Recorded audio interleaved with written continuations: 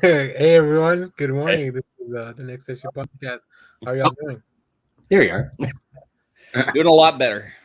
Good. It's good to hear. Good to have you back, Clay. I can't believe, in order to avoid Old Boy, you manifested a kidney stone.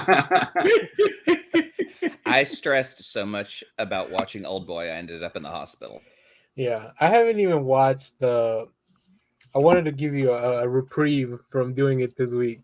We will get to it. So I haven't watched the original version. I've only watched the Spike Lee, which was the main goal. Oh, wow. So I've been through. I feel like I've been through the worst of it, but we'll get into that once we get to that episode. Yeah. All I gotta say is that it's still fucked up. Yeah, it's still on the schedule. I still want to see it. Yeah. It is a messed up movie, but I think that's why I dig it so much because of the way it's executed. There's a lot of messed up movies out there that don't deserve your eyes, and this I think this one does. But what do you think about the Spike Lee version after watching it? No, I gotta save it. Okay. I didn't even put it. I didn't even put it up on Letterboxd yet. Oh wow, really? Okay. No, we'll save it for the show. That's how you know he's saving it. That's right. Now, before we get fully going, we know there's a lot of stuff going on in the world, both internationally, locally, in our country. So to anyone that chooses to come hang out with us for a few hours and get your mind off of things and relax and try to have a good time, which is the reason we do this, because it breaks our routine and it's a little different, and we get to talk to each other because we don't really see each other in person as much anymore. Yeah. So yeah, that's why we do this. So to anybody watching live or later on, thanks for watching. Things will get better. We're all in this together. So, but yeah, I just wanted to throw that out there. We understand. We really haven't had any videos on the channel just because we're like, some things are a little important and we need to just kind of take a step back. But we'll get back to normal stuff in the future, hopefully. But next week for sure, we'll have more videos for reviews and stuff that you guys want. But yeah, that I just want to say that before getting into the actual show. Very true. Yeah. All right. Well, I'm glad the gang's back together. We have a lot of stuff to talk about. Our main topic today is going to be the Comic Book Professionals Retailer Organization had their summit this week, and they announced, which just means a lot of announcements for the rest of the year. So we'll go we'll go in detail in some of the major highlights from the comic publishers, so at least what they let out publicly. Unfortunately, we don't have inside sources yet that can tell us all the ongoings of that. And then we'll talk a little bit about what the summit is, because I don't think it's a well-known thing. But before that, we'll do our other segments. And first of all, we want to thank our Patreons. Mike Rappin, I Read Comic Books Podcast, Final Neil, and Jason Ashmore. Thank you guys. Thanks to the patrons. We have Sorry. I was laughing at Austin's comment. No, Austin, you helped me yesterday with some troubleshooting, so you're back in the inner circle. So yeah, let's go into our previously on next issue. Who wants to kick us off? Clay, I think you've seen a bunch of stuff and read a bunch of stuff. Yeah. I won't tell y'all the Disney marathon I watched while I was in the hospital. There was like nothing on, and I watched The Frog Princess, Tangled. Oh, nice. I just watched Disney princess films while I laid Excellent. there. Cool. So you're an expert now. Hey, dude, I love me some Frozen. I mean, I love it's a solid movie. I would say Tangled is underrated. I think it's one of the better exactly films, but people just kind of don't talk about Tangled enough. No, the one it's hard to call it a Disney princess film, but the one I think I never got notoriety it needed to was The Emperor's New Groove. Yeah, that one kind of fell in a weird time where it was like we're transitioning to CG animation, but this one's still traditionally animated. So I know, Daniel, you finished Primordial this week, or last week. I finished it this week, Primordial with Jeff Lemire. It's the story about the animals that were shot into space and what happens to them. And I read that last issue, and it was beautiful. I love that story and the art. I think if you enjoy stories like We Three by Grant Morrison and Frank Quietly, you'll dig this. It's kind of in that same vein, somewhat. What do you think about it? Well, I really enjoyed it. I know, and I'm glad you mentioned it because I wanted to get your thoughts. I remember last time we talked about it, you said you had read up to issue 5, but didn't know that it was going to end on the next one, so didn't know how he was going to wrap everything up. But yeah, I read it all in one sitting because I had only read the first issue, and then I was like, this is a Lemire story. It's only 6 issues. Let me just wait till it's all done. But it was great. It was, it's sad at some points, but then there's some like good stuff that comes out of it too, and the animals are very relatable, and you just kind of want to see them like succeed and stuff, but it's still like a weird trippy thing with beautiful art from Sorrentino, right? So it's just fun. It was good comic.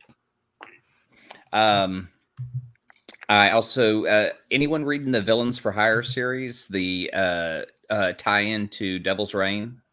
Yes, I read the first one. I haven't read this week's. Oh, okay. What do you think about the art in this book? This one's the one that stars at a gala, right? The Met Gala on the first issue. I believe so. I have it here somewhere. Yeah, I think I liked it. So my main complaint on that one was that it spoiled the X-Men one. No, the other way around. Sorry. There's a reveal at the end of the Villains that it spoiled if you read the Devil's Reign X-Men, which is dumb. Yeah. But it's cool. It's interesting to see the Thunderbolts, this new iteration of the Thunderbolts. Yeah, I love when the Thunderbolts take on different roles, and that's like the best part of the story. But the interesting part in the second issue is U.S. Agent joining them, and U.S. Agent being right about some things. It's weird seeing.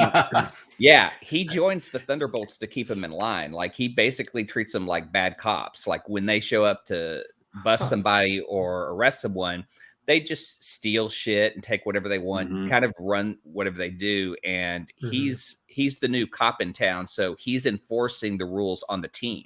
So now the team has to stay straight. And that's probably the best part of the story. But what I wanted to talk about, I did want to dog on the art, but man, from panel to panel, there is a panel of Kingpin in there that makes him look like Egghead from the Batman 66 show. Whoa. And it's just weird to see a book, have that level of art in it. And I'm sorry, it could have been a last minute job. It could have been rushed, but the art in that book is rough. The story I love, but I just, when you go through it and Kingpin looks different in 3 different panels, you're just like, what the fuck? Yeah, I can see that. Because... Oh, sorry. Oh, no, that's okay. No, what were you going to say about it? Because I'm going to go into another book. Oh, no. I have not read this particular book, but just thinking about the Kingpin as someone that's so highly stylized, it's got to be consistent. I'm thinking of like Sienkiewicz's version of Kingpin, this, which they kind of used in Spider-Verse, right? This very like wide, kind of bulky, larger than a man. Yeah. That works if it's consistent, but if it's changing like every panel, that is just not gonna work. Yeah, so. It I don't know. I hate that it bothered me so much because I dig the story. I love seeing the villains try to work under rules, and when they can't, someone enforcing it. And it'd be interesting. I love that idea that like this bad cop is trying to make everyone straight. Like he's already a bad dude, and he's telling them they can't steal, they can't do anything, they need to obey the law, and he's the worst of them. Is it the same artist for issue 1 and 2? Because I like this stuff. I like this is from issue 1. Yeah, that all looks good. I'll pull it here when I think there may be people. I'll find the panel.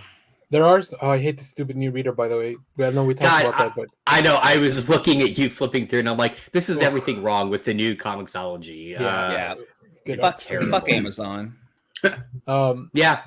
But what I was gonna say is I think there's sometimes artists are very good when it comes to like a design with a full costume on, but then differentiating between faces and expressions that can get real tricky for some artists, especially That's a good when they point, work on yeah.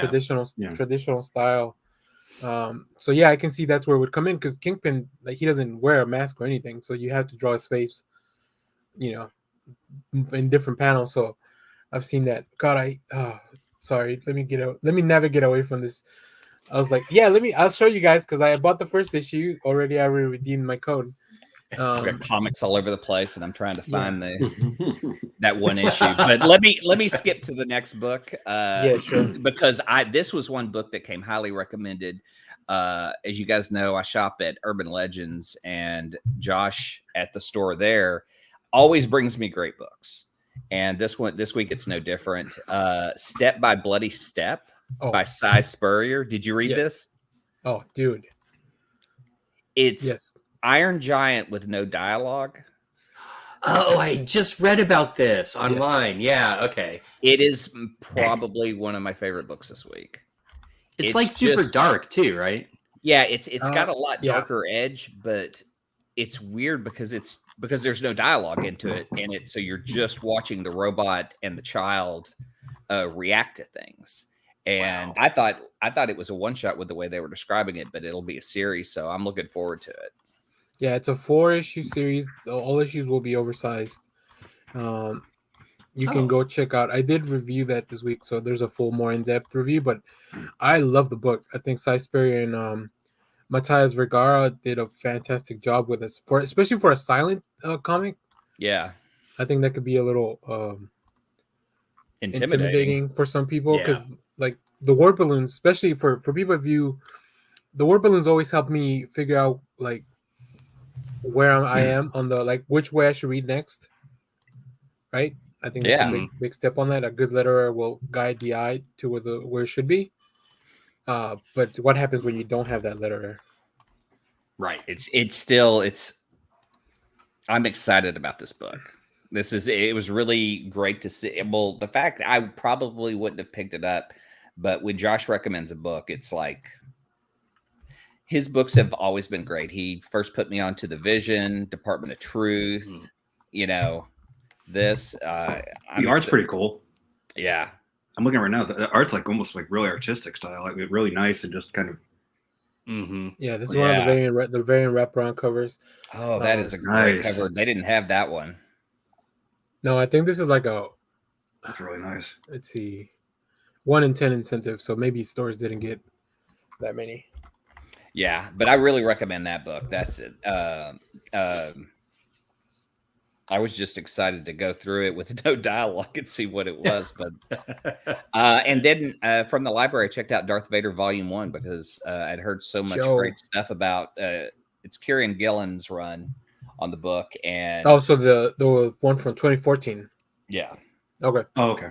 Because that one introduces Dr. Aphra, right? Yep. And so that was a character I hadn't dealt with, and man, she is a cool character. So I definitely am going to pick up.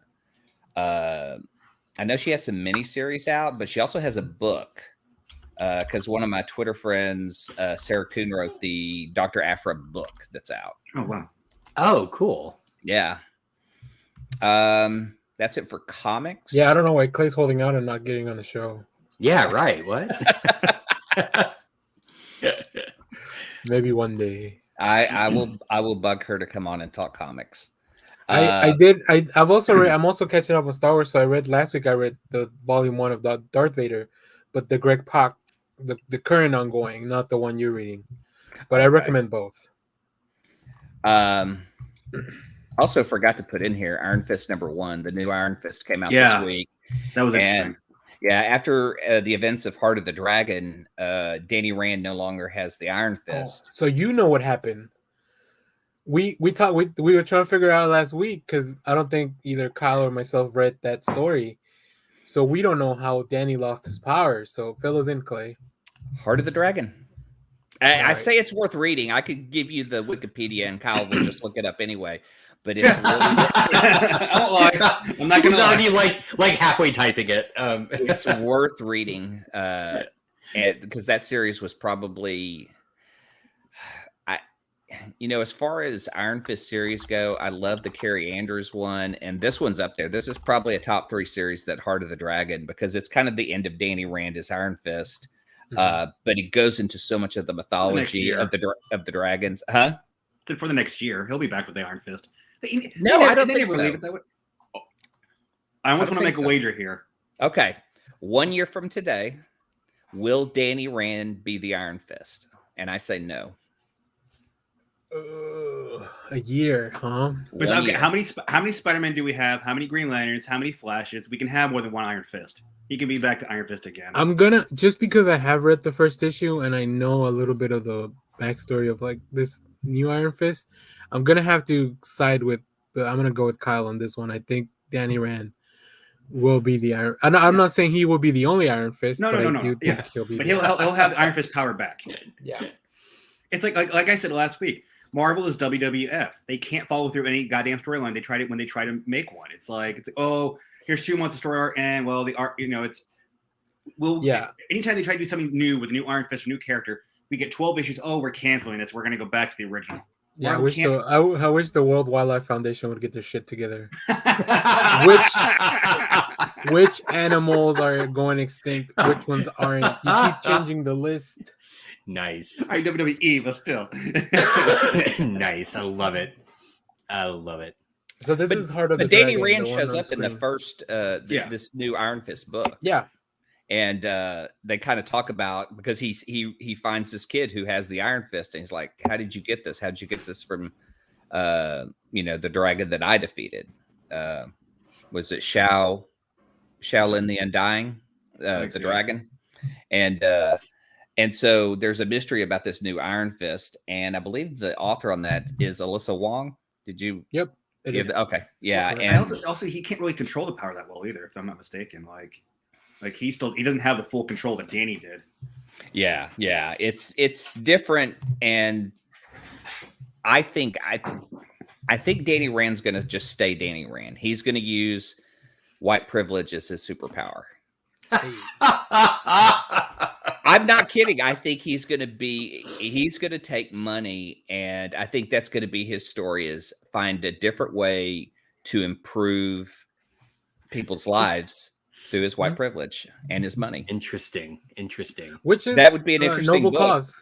Noble cause, I think. Everyone should. Well, I guess everyone should use whatever privilege they have. Everyone should help each other out. Not to step into the Ukraine business, but watching neighbors help each other and watching people come together for a purpose is really inspiring. And watching those people who, may have lived next door to each other for years, grabbing guns together and going out to fight for their country is pretty noble. Yeah. From there, I watched a lot of TV, but I'll reduce it down to a couple of things. I want to start with River Runs Red. It was a show. It was a movie on Peacock. Holy shit, this was bad. Oh. This was done as a like Death Wish, vengeance type movie. It like the father.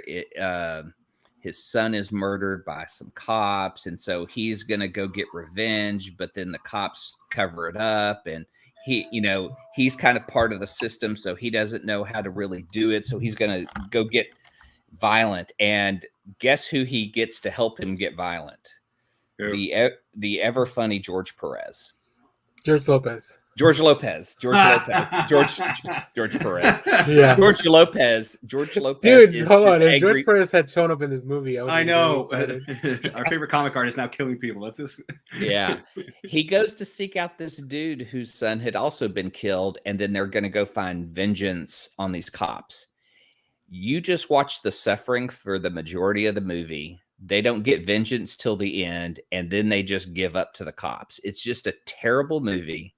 And it's weird because it's produced by Taye Diggs and John Cusack. John Cusack is in there for like maybe 15 minutes. Like he does the Bruce Willis thing now, where he shows up for like a day or two of filming, and that's it.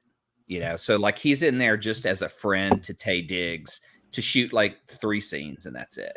It's got one of the Hemsworths in it though. Luke Hemsworth. is is Luke the one from The one that Good was Place? He was the one that was Remember- engaged to Miley Cyrus. How many Hemsworth? There's only 3 Hemsworths, right? Hemsworths. Yes. Are they I cloning think- no more? idea.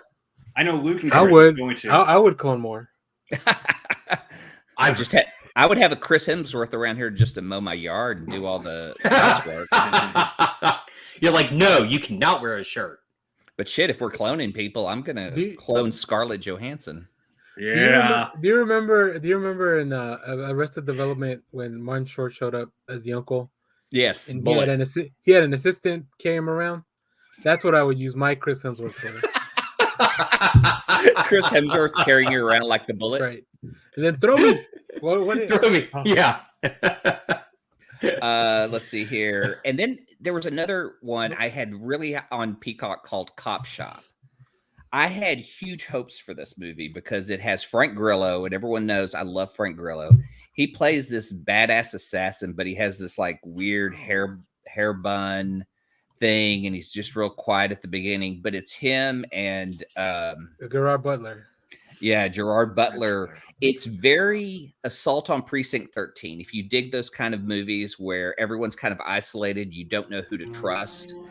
This is that, but I don't want to hype it as much as Assault on Precinct 13 because that's one of my top 10 favorite films.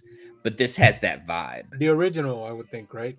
Yeah, the original. That remake was a piece of shit. We don't talk about that. I often like Cop Shop, but he went in knowing that Low set his expectations. Low expectations. I want to I watch mean- this. I know I've seen it on Peacock too. I want to watch it. I think I will eventually. Yeah, check it out. I forget who the female lead is in it, but she's fantastic, man. I really expected it just to be these two going at it, but man, there's a lot of shooting, and there's a killer that shows up in it that's kind of a character actor I've seen in a lot of things. He's fantastic as this like evil assassin. He's one of those fun guys you like to watch be crazy. Oh, that's an interesting look for Frank Grillo. Yeah. Yeah, I'll show you guys in a minute. Give me a second. Yeah. I finally got to see The Kingsman on HBO. I want to. look I at want to Frank see Grillo. that. I want to see Free Guy. Oh wait, hang on. I need to say that myself. Yeah, Frank Grillo, man. Look at that look. Wow. This It is looks like this is after Johnny the bullet. Depp in Once Upon a Time in Mexico. After the bullets start flying, the bun comes down. Yeah, is pretty that much. is that the 21st century of business in the front, party in the back? Yes, exactly. Probably. Yeah. Hey, I got to step away. You guys can come back to me here in a second, okay? All right. Right. All right. Josh, you have a small list. Yeah, you wanna- as always, I have a very small list. In terms of comic things that I've read, I have to thank Shelby and Clay because they found this, which Hold is on. great. I mean, you can keep talking. Nice. Yeah. Action Oh. Comics number 563.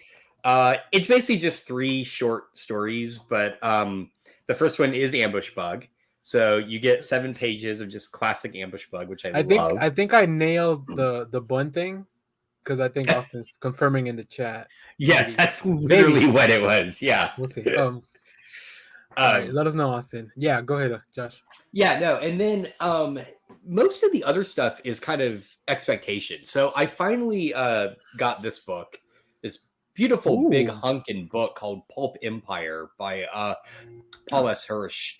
It is a history of classic comic books as they relate to imperialism, and I mean it is just a beautifully designed book. I'm really glad I waited to buy it in print because I was considering getting it in Digital. in Kindle, and it would just not do service to it. But so I mean this just arrived yesterday, so I'm excited to finally read that. The other big one is very last minute. I'm talking, I think, like 2 days.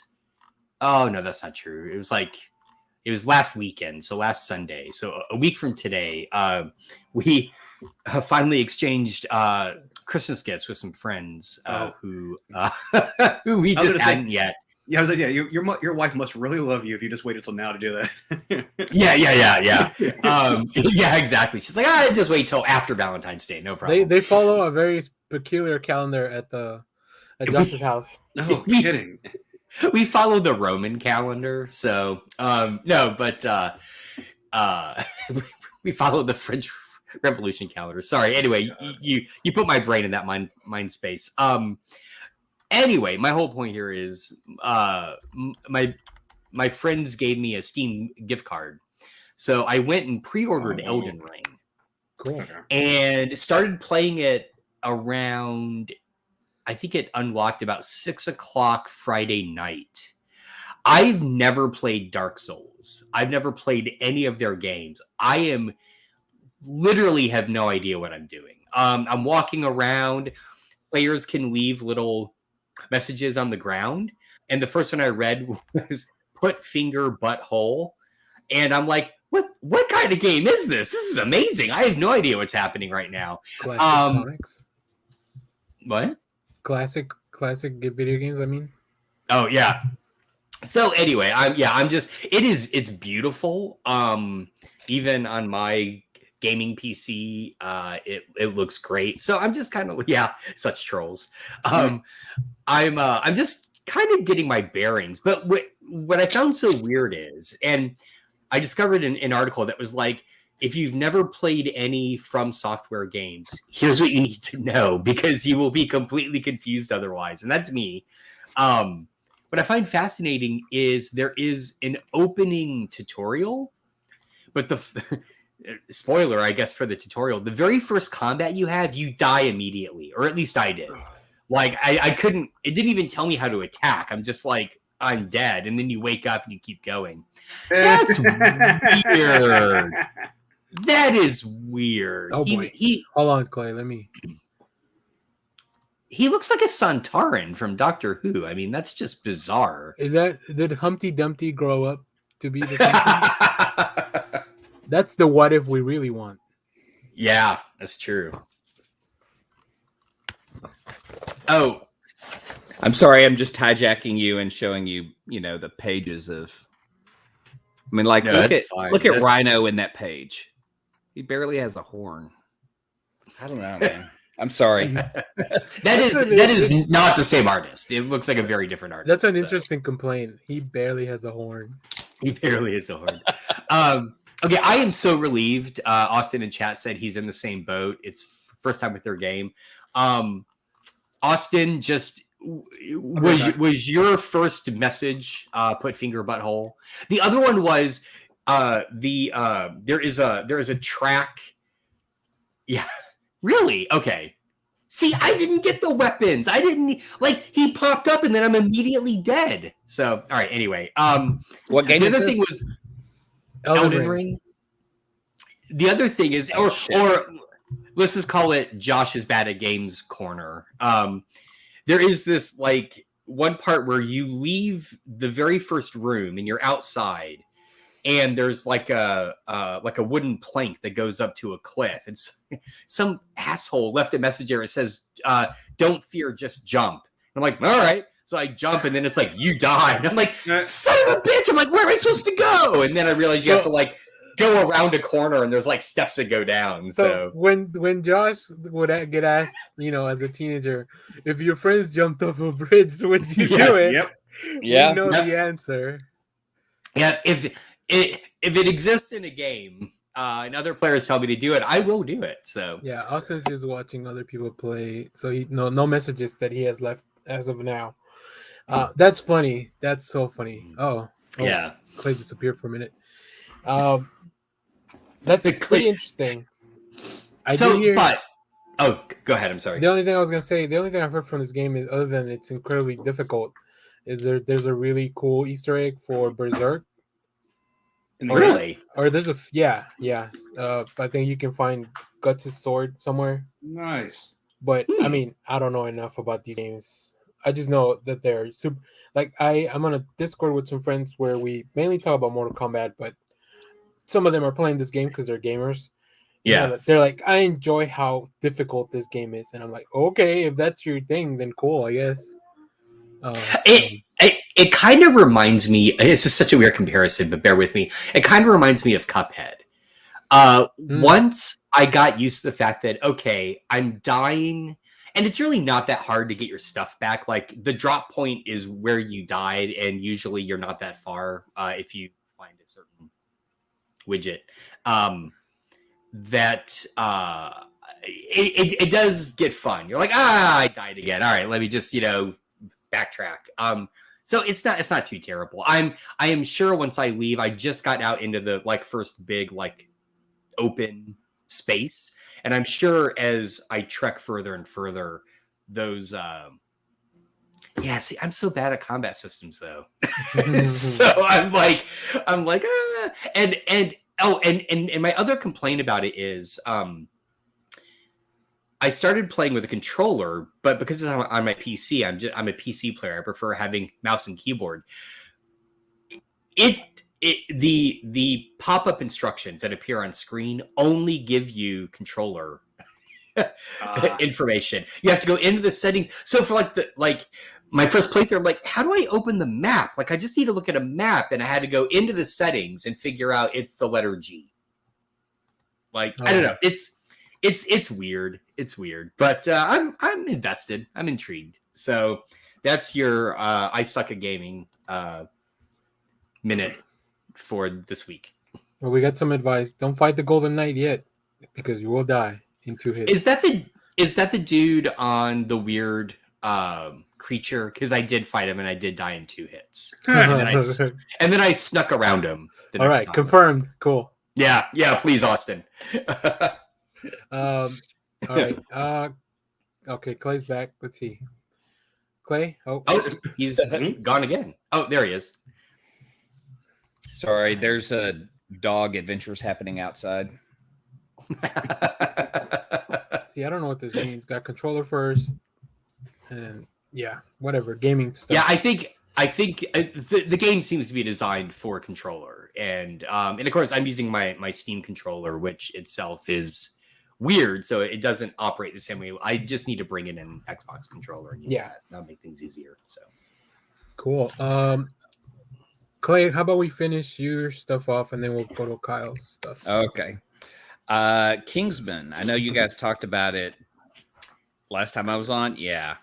I want to see it though. It looks so good. I will say this: Rasputin is a great villain and should have been the final villain. But yes, more Rasputin. He was one of the highlights of the movie. I agree. Yeah, I mean, and then you had Aaron Taylor Johnson show up in the Mark Strong role as the young Mark Strong, and they don't do anything with him. He's just there for a couple scenes to just go, "Oh yeah, remember me? I'm that guy, but younger." That's the whole purpose of it. So it's kind of a throwaway movie. And that seems like weird casting because I don't correlate him with Mark Strong. They seem like very different actors. Yeah. It's weird. Because they really don't use him as the way Mark Strong is used in the other films. I love his character in the other films. Yeah. In this one, they introduce him, and it's just weird how he gets involved. He kind of takes the place of another person in war. And so he gets to meet the guy who starts the Kingsman. You kind of just don't care. I really didn't care about a lot of these characters. Daniel, what did you... I mean, you saw it, you hated it. Was there any redeeming value to it? No, I mean, the fighting scenes were cool because it's still Matthew Vaughn behind the camera, right? So I think, that's true. For that, I think if you're a completionist of the Kingsman stuff, you should probably watch the movie. If you like history stuff, if you want to learn about how what happened in World War I and stuff, you should probably watch the movie. I think you'll enjoy it. But I'm not that guy. So it was. Ray Fiennes is a fantastic actor, so he's really good. And then you mentioned Rasputin, I think he's the most unhinged character ever, and he's just it's really good. All his stuff is really good. So His fight sequences are Yeah. good. The moments, just him at the dinner table, the actor that played the banter between him and the the people in from the agency or whatever it's called before. Yeah, it just wanted to do, I think, too many things where it should have just done the one thing that it's been successful at, yeah, which is even the Golden Circle. I don't think it's as good as the first one, but I still enjoyed it overall because it's like just the characters being like cool and having fights and stuff. you know? yeah.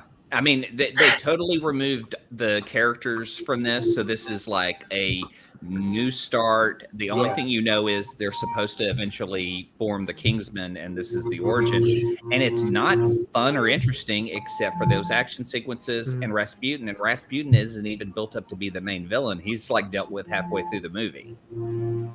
So yeah, it's weird because like a friend of mine watched it and he really enjoyed it. He wanted to get the comic on it, and I go, the Secret Service is nothing like the Kingsmen. Like Mark Miller does comic books, and then when they become movies, they're so far removed from what the original premise is a lot of the time. Wait, you mean like Alan Moore? No, anyway, no, because that's the question I was going to ask. Was I know the first movie was based on a comic, so is the King's Man, this new movie, the origin story it gives, is that related to the comic at all, or is this just its own thing now? It's just its own thing. Yeah, because I haven't read enough of the comics to see if they touch on that. ever. Yeah, because they call it the Secret Service in the comic book, and Eggsy's in it, but they don't have the same kind of relationship that they do in the film. The film is much better. It's like Matthew Vaughn knows this world a lot better, even though Mark Miller created it. Like he can play with it better. But this film just misses the mark. Like it misses all the fun stuff that's in the first two films. That's interesting. All right. What's his name from Guardians of the Galaxy? Which one? Hantu. Oh yeah, yeah. We did this. We did this. Yeah, I know. Every time his name comes up, he plays one of the Korath. He plays Korath. Korath. He plays Korath. But yeah, he's really Shazam. good. He's really good too. Yeah. Okay. We did the same thing. We've been through We this. did the same thing. I know, because I edited the What If video, and as we talked about him, we went in a circle trying to figure out who he was, and everyone said the same thing. That's how it came. That's how it reminded me, because I know you put all the pictures of all the characters he's played. Yeah, but he's really good in the movie as well. Yeah. It's like it's weird because like I don't know. You're supposed to root for Ray Fiennes, but he's like this rich dude who has everything, but he has like servants who are also part of the group. And the key to all the information in the world is the servants, because the servants can influence and they can overhear, so that's how their network is built. Yeah. And to say it's interesting is really like, I mean, they just kind of show people dressed as maids and butlers whispering. And this movie is not, it's like over 2 hours and it's not worth it. Wow. It should have been a 90-minute film. Yeah. But it's on Hulu and HBO Max to watch. So if you have those, whatever. And then I watched Free Guy with Ryan. I want to see this. Oh, I'm so. Wait, Clay, what? No. No. I mean, it really is just Ryan Reynolds kind of walking through the film, being Ryan Reynolds, making, fourth wall jokes, making references. It's weird because it makes at one point, it brings up the point of how there's no IP related. Like IP is very important. Intellectual property as a film is the best thing. And so this film doesn't have that, or does it? Because it uses those other IPs as jokes a lot of the time. So you have to know all these other places to kind of get the references in there. Like obviously this is like a ripoff of like a Fortnite game. So you'll see gaming references. Like I saw a bunch of live streamers in there and I knew one of them. So, this movie isn't made for the Gen X man. This is made for the millennial kid. The younger millennials. Millennials, yeah. I was like, oh, look, I think that's Ninja, and that's it. Yeah, that was what I did. I was like, oh, is that Pokemon and Ninja, and that's all I know? Yeah. I will only know them from the mainstream commercials they star in, so, yeah. But I thought it was fun. I'll jump in because I also watched that. I thought it was a fun movie. Oh, It's it's got a lot fun. of really Totally see cool it. action sequences, and just the special effects are cool because it's like a video game. Like I guess what we imagine video games could someday be, because it, you know, but it also has a fun story, interesting story, and uh, a little thing at the end that I really enjoyed as well. So, yeah, overall, I really liked the movie. I had been waiting to see it forever because I don't know, it came out a long time ago. Yeah, I just felt Yeah. like Taika just kind of walked through it. Like he could be funnier, and he just kind of played an irritating character that wasn't as fun. Like I just could see more from them in this. Well, that's two against Maybe you, Clay. So Yeah, maybe I'm wrong. Maybe I deserve to watch Spike Lee's Old Boy. I don't know what's. You're hitting yourself. I that mean, much. I laughed out loud and stuff, and I thought some stuff was funny, but then it was just the constant winking at the camera. You know, we get it. Okay, you're Deadpool 2, and you do the same thing there. We get it. You know, I just got kind of tired of that after a while. it was a Do you little long think- because it's 2 hours too. Go Yeah. ahead, Josh. Do you think the movie would have take the same movie but insert another actor instead of Ryan Reynolds? Do you think it would have worked then? Yes. Okay. Because You know you what's just funny? It's funny because I think there's an actor in the movie that also I think could have done it very well if they had switched Yeah. roles. his buddy. No, well, him maybe. I don't know. Lil Rel, I have a limit for his comedy Really? as to how much I Wait, can who's? take. Lil Rel, Little Rel from he Get plays the Out. security and guard. he's Yeah, he's buddy in this, which I kept every time they would talk to each other. It was like, yeah. "Hey, buddy. See, Hey, guy," and I was like, "Hey, it's Terrence and Phillip." Austin watched this movie correctly, like I did. But there's a cameo of an actor that I think could. Well, I'll just say it. It's Channing Tatum. I think Channing Tatum could also pull off the same type of Oh. movie, Interesting. especially if you watch 22 Jump Street, the remakes that he was in. Mhm. Yeah, I think those movies are pretty hilarious too. yeah. He's Channing Tatum shows up in this, and I was like, "Is that him?" And then he's hilarious, like that one Yeah. scene at the end in the garage, Wait, like when he goes all dancing. out and weird shit. Yeah, when he does weird shit, he's hilarious. Like you don't expect that from him. Let me Like find what was some that gifs. movie where all the celebrities died? This is the end. This is the end. Yeah. Yeah. And then Channing Tatum shows up as like some sort of like rabbit Somebody's pet. sex Yeah. puppet of Danny McBride. Yeah. I mean, that's some funny shit. But like you expect it from Ryan Reynolds. So when it's just too easy to pull it off, it's not fun. It's just like you kind of know what's coming. That's how I felt about it. But obviously other people felt different. But I did laugh. There are some funny things there's a character called Dude that's hilarious. Everything Dude does is funny. Mhm. But I just felt like it was kind of a waste for some of the other characters, like Steve Carey from Stranger Things. I don't feel like he's utilized the best. I didn't know who the female lead was. I had to look her up. Yeah, I hadn't seen her and stuff either. Are you pulling up the? I was trying to get him dancing, but I'm just gonna have to make do with the slap ass. Slap sass. Yeah, these guys, I would like to see them in like maybe a short action film or something. I think that'd be funny. Yeah. If you made Ryan Reynolds the straight guy though, because you're Yes. expecting him to be the comedian. If you make him the straight guy and give it to Channing Tatum, I think you'd be surprised how funny he is. Yes, I agree. All right, That's pretty much it for me though. Kyle, you wanna take it Yeah. away before I bring us home? Yeah. Let's see. I read the new Ghost Rider #1, which Oh yeah. I guess I'm just Oh. not a Ghost Rider fan. I'm like, the story didn't grab me. He's caught in some like demon village where he thinks that the Ghost Rider. I mean, the art's kind of cool, but I don't know.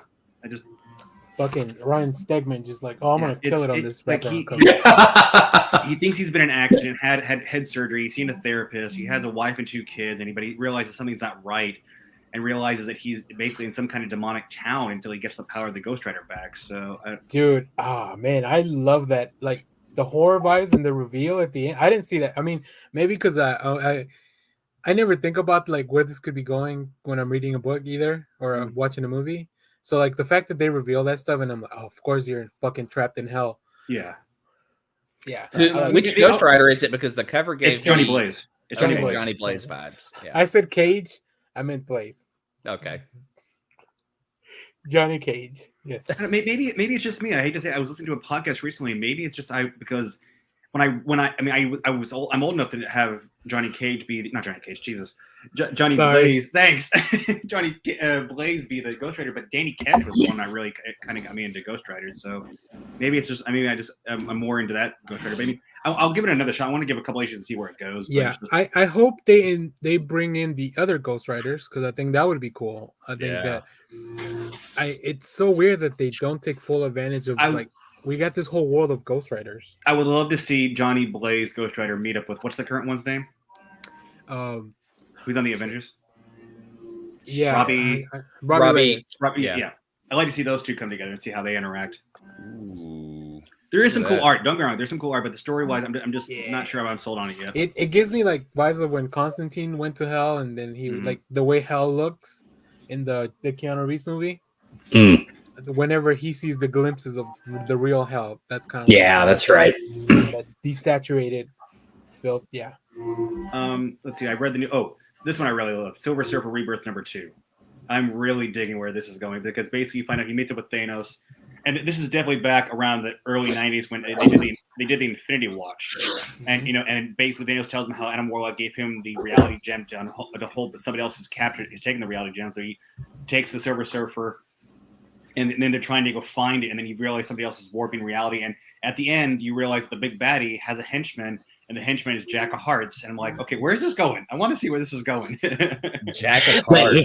The henchman is Jack of Hearts. Yep. He comes out. I'm here. Wow. Yeah. I don't know why, but Marvel's really putting Jack of Hearts in everything right now. I'm okay with that. Like Rebirth is the 90s comic books that I missed. This is a story that I'm really looking to see where it's going to go. No, Wait a minute. Does that mean Jack of Hearts is going to show up in the MCU? I mean, come on. So. Why else would you prime the pump like that? Maybe. Right? I would hope it's Jack of Hearts. I only knew him from reading Handbook to the Marvel Universe. No, I knew him because of Defenders. I knew him because of the Avengers run he did when he dies. Yeah, disassembled. He had a miniseries back in the day too. I had all 4 issues. I had all 4 issues of Jack of Hearts. Yeah, Jack of Hearts is also responsible for Marvel Zombies. If you read far enough, they give you like the backstory of what happened because he has like these transdimensional powers or whatever. Did not know that. Yeah. It's like in the one in like Marvel Zombies 5 or whatever, like the last one. Okay. It's really cool. Anyway, sorry. No, you're fine. But again, it's also Ron Lim. I mean, I loved Ron Lim's run on Silver Surfer. That's right. He's my quintessential artist for that. So it's like that's why I'm so into this one. Oh, just want to address this real quick, Austin. I'm not reading TMNT, but I am reading The Last Ronin, which is a Ninja Turtles book. And they also announced that I think Sophie Campbell's coming back to the book in the near future, which I want to check out. So, let's see. Iron Man #17. This is dealing with basically Iron Man's still the Iron God. He's shared his intelligence with everybody.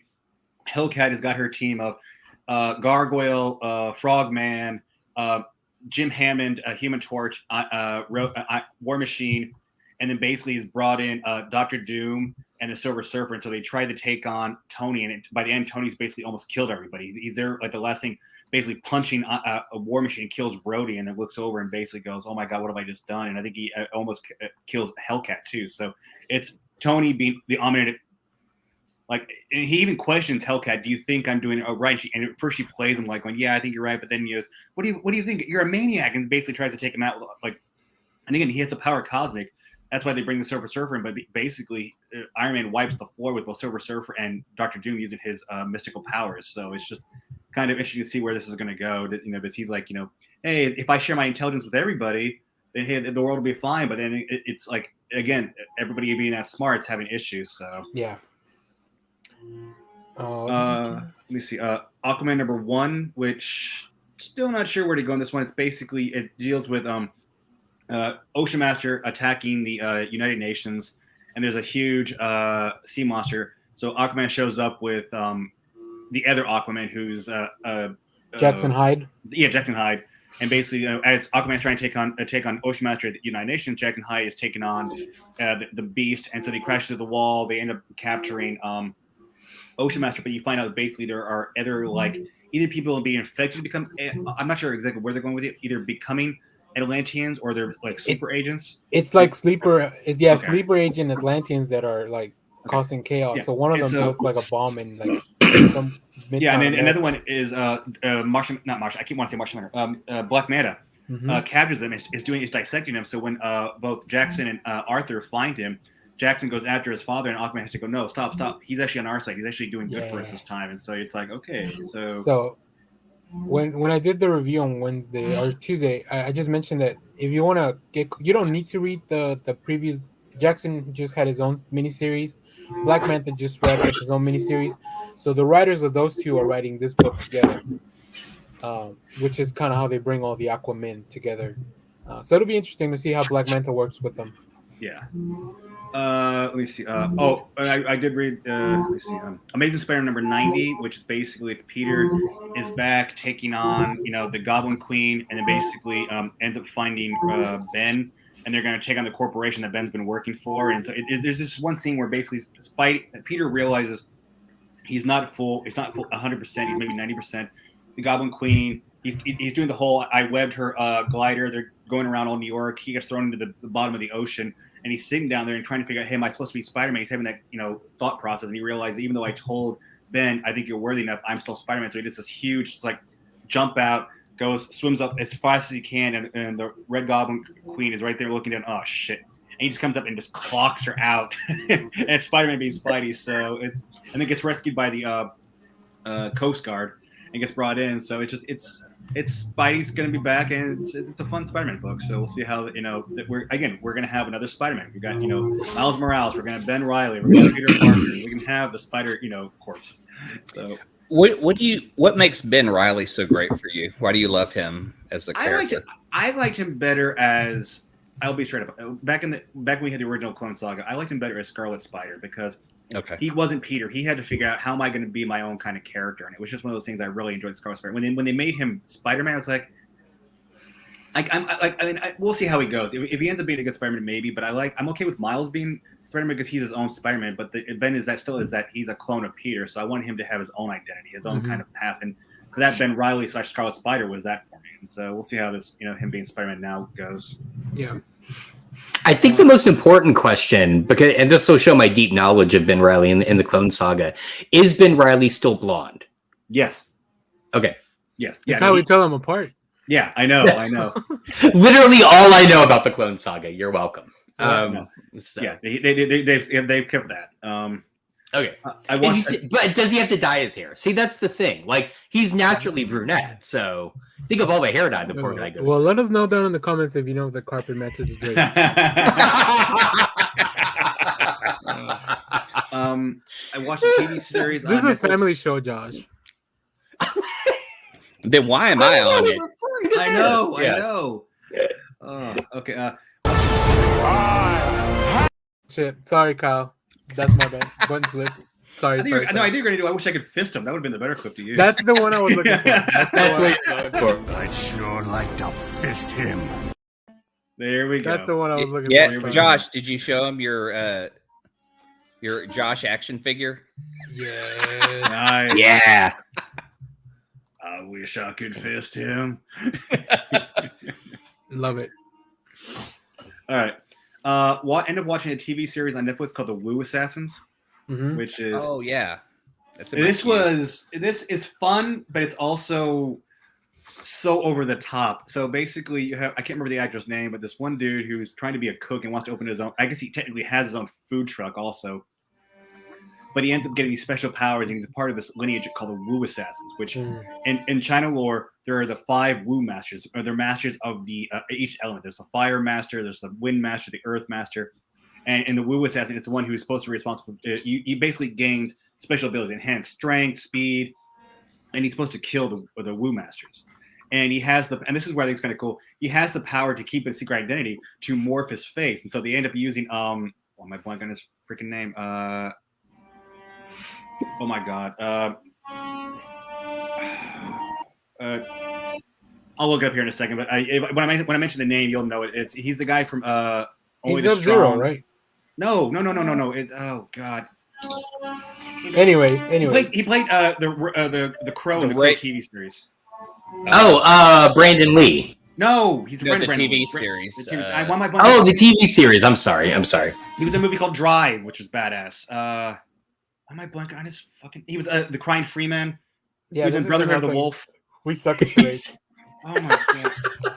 Anyway, so basically, he can morph his face, and he's basically going through trying to take on the Triad, and it's about 8 episodes, and it's over the top martial arts. Mark Dacascos. Oh my God, Mark Dacascos. Oh yeah, trust me. If you saw him, you know who he was. He was also the host of the American Iron Chef. Yeah. Oh yeah, Kyle, you'd be happy to know that movie that Netflix just released, Fistful of Vengeance. I saw that in too. the world. It's in the world. I watched both. Oh, okay, yeah, it's in the world of Wu Assassins. You know, basically, it takes place. It's a sequel to Wu Assassins. So right after the end of the last episode of Wu Assassins, then they go off because one of their friends gets killed. So they're trying to go find out who killed her, and you find out that apparently, like in the whole like Chinese mythological thing, that the rune stone rune powers have been broken, and that yin and yang are actual like physical embodiments of like gods on Earth. And so basically, the yin tries to hire the Wu master to take on the yang. And so it gets some unbelievable martial arts in here, but then some of the stories and other stuff they go through is just like really overwritten, almost comic books from the 90s when the stories were just like way over the freaking top. So it's a mixture of like early 90s. It could be Image, Marvel, DC, but mixed with some really badass martial arts action. So it's 8 episodes plus a movie, so it's worth kind of checking out. But I got the cast they have in there. It's a lot of fun. 8 seasons and a movie. 8 seasons. It's 8 episodes. And then the last one I ended up watching last night was the pilot episode for the new season of Law and Order. What'd you think? I'm still reserving judgment. There were parts that I kind of liked, and then other parts I thought, wow, they are. I did not enjoy it at all because I think they got two of my least favorite people that play cops on that show. I love Anthony Anderson in any comedic role, but I hate him on Law and Order. I didn't mind him back in the old seasons. I didn't mind him that bad. Even when he was in SVU, like he plays this really unlikable character. He was in SVU. He was original Law and Order. He was in the last. That's what I'm saying. So he went to Law and Order. Then he also starred in SVU for a little while. Oh. And I just don't like his character in the world of Law and Order. Then the guy from it's Jeffrey Donovan. Is it Burn Notice? Yeah. He's the one who's playing it over the top. He really, I was like, is this He's real? also playing unlikable. So like, I don't like either of the cops. So on top of them, just like, oh yeah, they're cops. So I'm gonna reserve judgment. I want to see a few more episodes before I decide. Yeah, it was nice to see. Oh, what is his? McCoy. Yeah, it was fun to see McCoy back. But other than that, like Jeffrey Donovan, like it's not even like he's trying to play him. The way I saw it, it's not like he's trying to play unlikable. It's like him trying to overact unlikable. Yeah, like, he's real. It's like, wait, are you even acting here? Or are you just like trying? Yes, and it's like, oh God. I see you on Burn Notice, and I love you in that show. But this one, it's like you're trying too hard. They need to switch the roles.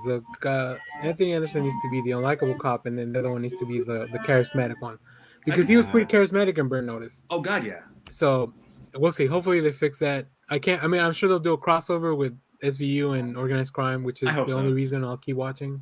Yeah. So cool. But other than that, that's what I've got. All right. Before we get on, I want to show you guys this real quick clip. Hopefully you can hear this. Oh yeah. This is what I was talking about. If Austin's still in the chat. You want a little bit of that Free City itchy kitty? Yes, you do. The way you move, it's almost dirty. What about a little Thanos glove? And do a little bit of Thanos. Oh, that looks like it hurt. Yeah, a little bit of Snaky Man? No? No Snaky Man? Bye, Mr. Buttons. Come on, give me one stick. It's so good. I love it so much. Oh man, it's great. Watch Free Guy. So that's my review of Free Guy for the for the stuff I've been reading, because that was one of the things I watched. So I'll start with the other movie I watched. It's called No Exit from Hulu. Oh yeah, it's a really, really interesting thriller. 90 minutes, really cool. So it's not the Sartre play. I'm just trying to be clear here. No, because I kept thinking it was the Sartre play. Okay, all right, good. It is based on a book called No Exit. The premise is people are stranded in some visitor center. Then the character that we're following realizes that there's a girl that's been kidnapped in a van, but she doesn't know who the van belongs to of all the people that are stuck in this snowstorm. So that's kind of where the mystery. Oh, I did see the trailer for this. Okay, so it's pretty interesting. It's only like 90 minutes, so it's perfect. Good pacing. I almost couldn't buy it because I realized one of the main actors is the guy from the insurance commercial. Yeah, then is I forget his name. We're really bad at names on this. Oh my god, podcast. So yeah, I watched, unlike last week where I watched 2 bad movies, I watched 2 good movies this time. So, and I read a bunch of comics. So I'll go through that stuff pretty quickly. I'm catching up on Star Wars because I want to read the War of the Bounty Hunter stuff. So Ethan Sachs, man. Yeah, so I read Star Wars Volume 1 and 2. Volume 1 is called The Destiny Path. Volume 2 is Operation Starlight. All this takes place after Empire Strikes Back, after the end of that. So Luke's dealing with the fallout of like the revelation of Vader being his father, while the rebels are dealing with the Empire. Like they're trying to find Han. Yeah, well, that's the other thing. So the rebels, they don't have a place to hold out because they've been discovered, and then Princess Leia and Lando are trying to get Han back from Jabba, or from Boba Fett. So those are pretty cool. They introduced a really cool character that was Grand Moff Tarkin's protege. Yeah. And if you think Tarkin is a cool character in the movies, you haven't. Like, he's so much better in the comics too. Like he's there's this one annual where Vader asks him to hunt him down. Anyways, you go read it. Go read any Tarkin in the comics. And then I also read Bounty Hunters Volume 1, the Star Wars book as well. This follows the Terminator. I like to call him. I think his name is Valance. He's a bounty hunter. But it also features all the other bounty hunters, Zuckus. And then what's his name? IG-88. No, the crocodile dude. Oh, the Bosk. Bosk. Yeah. Book. And then they introduce other bounty hunters. So this is a fun book. Bounty hunters are always cool. So if you didn't like the Boba Fett we saw on the show, go read the comics. I think you'll like that one. But I like both. So. Also, I read Not All Robots. This is an AWA book. Yes, I want to hear about this one. Mark Russell, Mike Deodato. In this world, the robots gained sentience and then kind of took over. They realized that humans were going to destroy themselves, so they just... so humans live in these bubble cities, but they are all assigned a robot to live with them. Like, each household has a robot. And the robots, the breadwinner, they go to work. Humans just kind of sit around the house and lounge and whatever. And the robot brings in all the money.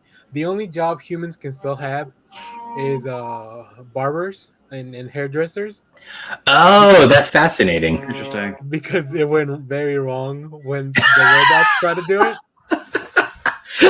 like deadly wrong or just bad haircut wrong? Deadly wrong. Okay, all right.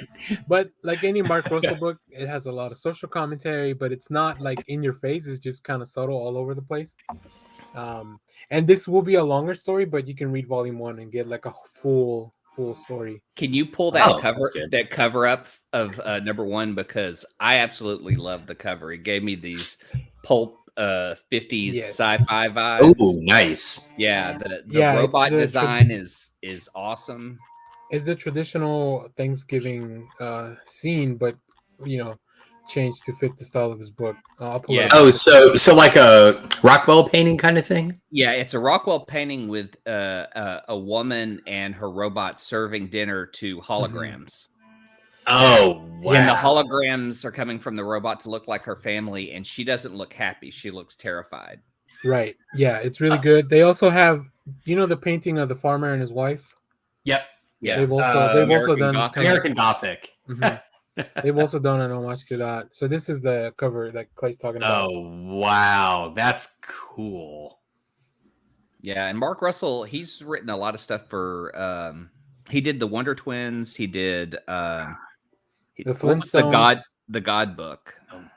Oh, yeah, Second Coming? Second Coming. He did the Flintstones. He did Snagglepuss. Yeah, So he's all over the place, but he's he's fantastic. he's a writer. great writer. Yeah. Then let's see. Other than I recommend that. I also read for our Boomerang Comics store book club. I read The Other History of the DC Universe. This is a John Ridley book with Giuseppe Cormello on art, and it tells you the story of DC Comics through the eyes of 5 different characters. Yeah. Black Lightning. Well, Katana. I guess 6. Black Lightning, Katana, Bumblebee, and Guardian. Renee Montoya, the Question, and then Thunder, who is Black Lightning's daughter. So it's really cool because it's kind of like a history book. It is pretty wordy. That was my only complaint. Your palate cleanser could be the step by step. Yeah. So, but it's really good because you get not only the history of the DC universe, but also kind of how it fits into real world history. They touch on some of those events as well, and they put it in context of the books. And then also you see the world through these characters that are, from minority and marginalized groups in the DC universe. So it's really interesting, really cool. And John Ridley's just fantastic writer. So actually, highly recommend that. You're talking about the history of the DC universe. You want to talk about the pre-one, like that came out right after Crisis. History of the DC universe 1 and 2. This was actually done by George Perez and Mark Wolfman right after. Cool. Yeah, and then hold on, it's a prestige format. They're great books. Prestige format. Yeah, exactly. That's exactly the. So this book is probably homaging that because the layout probably is is. similar. Yeah, here I'll grab mine. Yeah, and then like you got early stuff like you talk about the Shining Knight, and just history of Oa. Right. Yeah, there we go. Yeah, those are really cool. I love those covers. So it's only 5 they're issues, and the collected's really cool as well. So go pick that up somehow. I do want to show one last thing. I forgot about this. Was like last week I showed you I was working on models, so I did another one this week. The RGM. Oh, 109. awesome. Yo, this is from Nice. Gundam F91. We That's grab cool. my Gundams. Yeah. Whoa, hey. Gundam. yeah, you can't just be showing your Gundams on. Yeah, so I'm basically working on where I'm going to work on a model per week just to kind of get myself back in the gear. The original RX-78. Nice. Oh, so everybody's fucking doing Gundams with me. I know. Apparently, I got to go buy some. They are fun and awesome. I love doing them. Yeah, it's a great trip, and plus it just gets artistic juices flowing. You know what? Save it for your Gundam podcast. I mean, he has a gun that is an arm and a gun that pulls a giant blade. Yeah. All right. How much cooler? And I just knocked his antenna off. Oh, here he goes. He's gonna try both in comic book to see if it matches. To close it out, here's the last of the last books that I read. Oh, here we go. All right, this stuff, like I mentioned, we already talked about Ghost Rider, the one number 1. I read Carnage Forever, which is really just a one-shot that's going to set up the ongoing Carnage, but it's really violent and really horrific, so I recommend it. Good. 10 Deaths of Wolverine, so I'm all caught up on that. I will say I'm liking the 10 Deaths, even though they're one cohesive story. I like the 10 Deaths chapters better. I like this one just because it's the kids fighting dad. Yeah. I love that. This is what the fuck is this book? I just grabbed That's a nice cover. Momoko. Oh, yeah, this is that Dark Peach Ages. Momoko. It's Dark Ages 5. Nice. Dark Ages 5. Holy I haven't read The Human Target, but I need to read that. I still need to read that one. Yeah, I'm still DC versus Vampires. Just fucking And you love read that this too? series so much. so fun. And then I picked up some foils for Berserk. Ooh. Or Berserk. Yeah. Damn. The Keanu Reeves book. Nice. Check the calendar. What year is it? Yeah, that's where my brain was at too, Clay. And then here's the Aquaman book that we talked about earlier with Kyle. And I want to thank the crew, especially Lydia. I got my hip hop covers, Marvel hip hop covers book. Nice. Yeah, Oh, mine's cool. here. Mine's. I'm going the wrong way. Mine's So yeah, that's cool. Yeah. So that's all. Good comics. You can go more if you want more specific thoughts. I made videos for a lot of those in the channel, so go check that out. we have a really nice comic book review playlist. So yeah, that's it. I do want to talk. We're running a little long. So Josh, once you finish Peacemaker, we'll go over in detail for all of it. But so far, how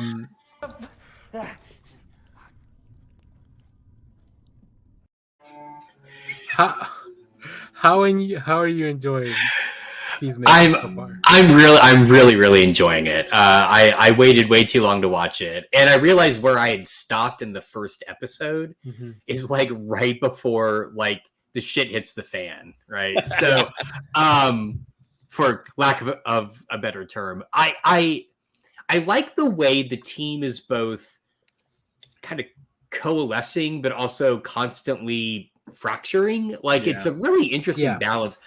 I have noticed, the one review I read that kind of complained about the joke structure. That's starting to get a little old now because it happens at least once per episode. And I'm like, just kind of let that go. But other than that, though, I mean, it's great. It's really fun. There's some really surprisingly kind of powerful moments. The moment where he just goes home and starts crying. I was like, oh my God, like that's really like, God bless John Cena. He's just nailing this whole thing. It's so good. Yes. Cool. How far are you in? Halfway. Okay. Yeah. So hopefully, maybe by next week we'll do a longer segment on Peacemaker. If you finish. I've got not a prediction, but I've got what I would love to see them do in season 2. How? Well, because we've got so it's not a spoiler. We're getting season 2, so we know John Cena comes back as Peacemaker. So that's not a spoiler in itself. We have Judo Master in this series. What if in season 2 we start seeing the Peacemaker try to make his own team comprised of James Gunn's version of the Charleston Heroes? Oh, I like that. Oh, wow! I like that. Now we may not get Black Beetle, Blue Beetle, but we get there are other characters that we could bring in. He's like Nightshade, Johnny Thunder. just I think it'd be cool to see like his own team of the Charleston Heroes in season 2, like him forming his own like Suicide Squad or own Guardians of the Galaxy. The Question. Yes, like the version of the Question. Like God, that would be awesome. But see, he also believes all these rumors about all the heroes. So that's why he's gonna make his own team. You mean Judo Master? Like this one, Clay? Yeah. I'm so fucking sick of that rumor. It's not a rumor. Fuck you, Barry. It's not a rumor, Clay. Oh my God! Imagine all the other things that are true. Oh. My only thing. The thing about Green Arrow is the funniest. I will say it feels I feel bad for Josh because I think Freddie Storm who plays Vigilante would have been a perfect ambush bug. Oh. Yes, no, I agree. Oh, and I have to say I had this weird disassociative moment because I kept hearing the name of the character. I saw him in the opening credits. And then when he finally fully shows up the first time, I stopped and I'm like, wait, this is that? I was like, this is that Vigilante? And I'm like looking it up on my phone. I'm like, holy crap. Like this is, and so I kind of feel like if he wasn't as good as he is, it would have irked me because it doesn't feel like the 80s Vigilante. I mean, totally right. But yeah, you're absolutely right. He would be the perfect ambush bug. I had not thought of that, and that's brilliant. I love that. So yeah, I think his team would be comprised of people who don't have rumors or who have spread good rumors about themselves on social media to be sellable. My theory for season 2 is that why don't we save them for next week? Oh, so we all have a pitch for next week. All right. Well, I'm just, Kyle, if you want to expand on yours. I was just saying, I've got a list of all the heroes that are in the Charleston Heroes, but I'll save it for next week just because. Let's just do that. If Josh finishes, we'll do a big segment on Peacemaker. We'll pitch our season 2, and we'll have James Gunn on, and we'll reach out to James Gunn see if he has time to hang out. Say, hey, what are you doing? Are you busy with Guardians 3 or anything? You got time? Oh, I know you just got engaged. Oh God, no! What was it? There's a scene. I think I read it that basically they filmed, if I'm not mistaken, the Justice League characters while he's on set The with Flash. the Guardians. Marvel the Flash actually, scene, yeah, the Flash. yeah. Marvel actually filmed that for him so he could finish off the series to be working on Guardians Mm-hmm. 3. So I'm like, DC and Marvel are actually working together here. It's kind of That's cool. Cool. All right. Well, let's move on to our main topic. But first, Why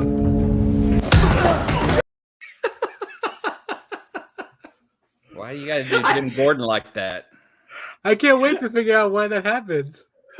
I love how much you love that. Listen. I am all about the punches. Clay, I know you were watching last week.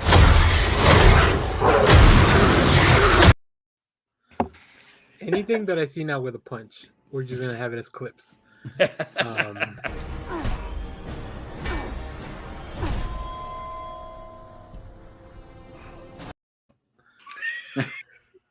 I love when he realizes he fucked up. Yeah, like this big fucking suit I spent all this money and hours on isn't gonna work. Shit. Look, Plan and B. a lot of people give shit to Ben Affleck, but he's just mouth acting because his face is yeah, covered, yeah, that's true. and That's you still true. get the full feeling of like, oh, I fucked up. So I did not plan accordingly. yeah, we'll do an episode on mouth acting in the future. Oh, jeez. That's not going to end well. Starring James Marsden as Cyclops and We could have what's his name, Dredd.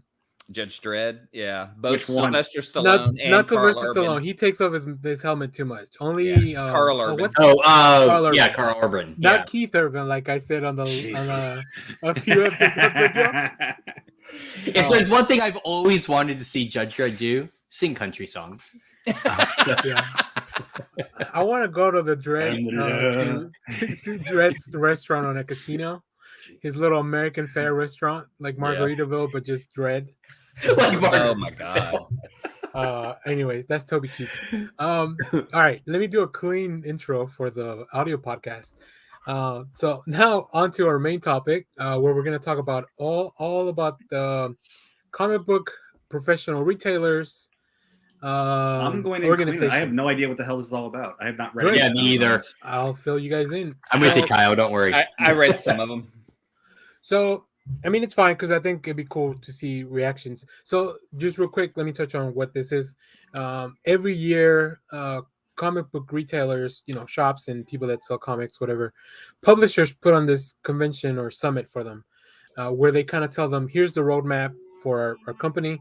Here's what we're going to be doing in the next few months, up to a year, to encourage. First of all, to be like, we're trying to help you, or work with you to make sure that your comic book is successful or your shop, but also obviously to sell them product, right? Like they want to make sure that shops order enough for the stuff or whatever.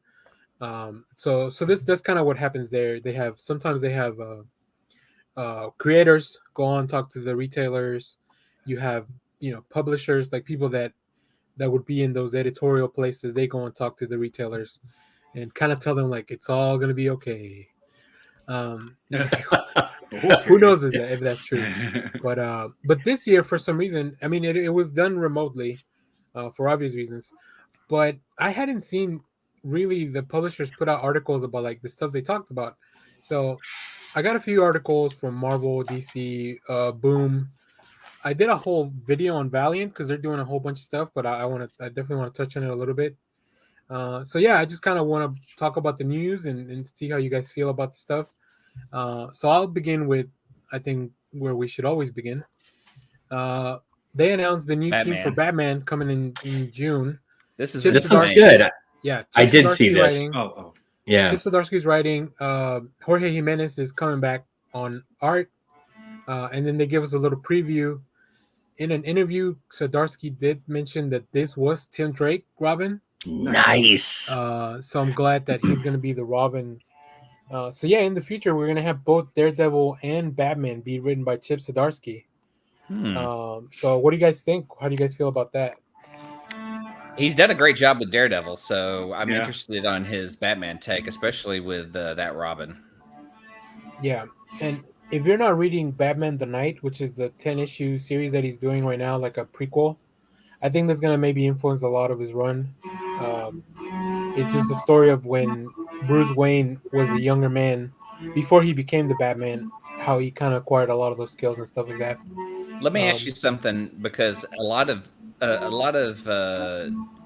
stuff I see on Twitter is saying there's just too much Batman.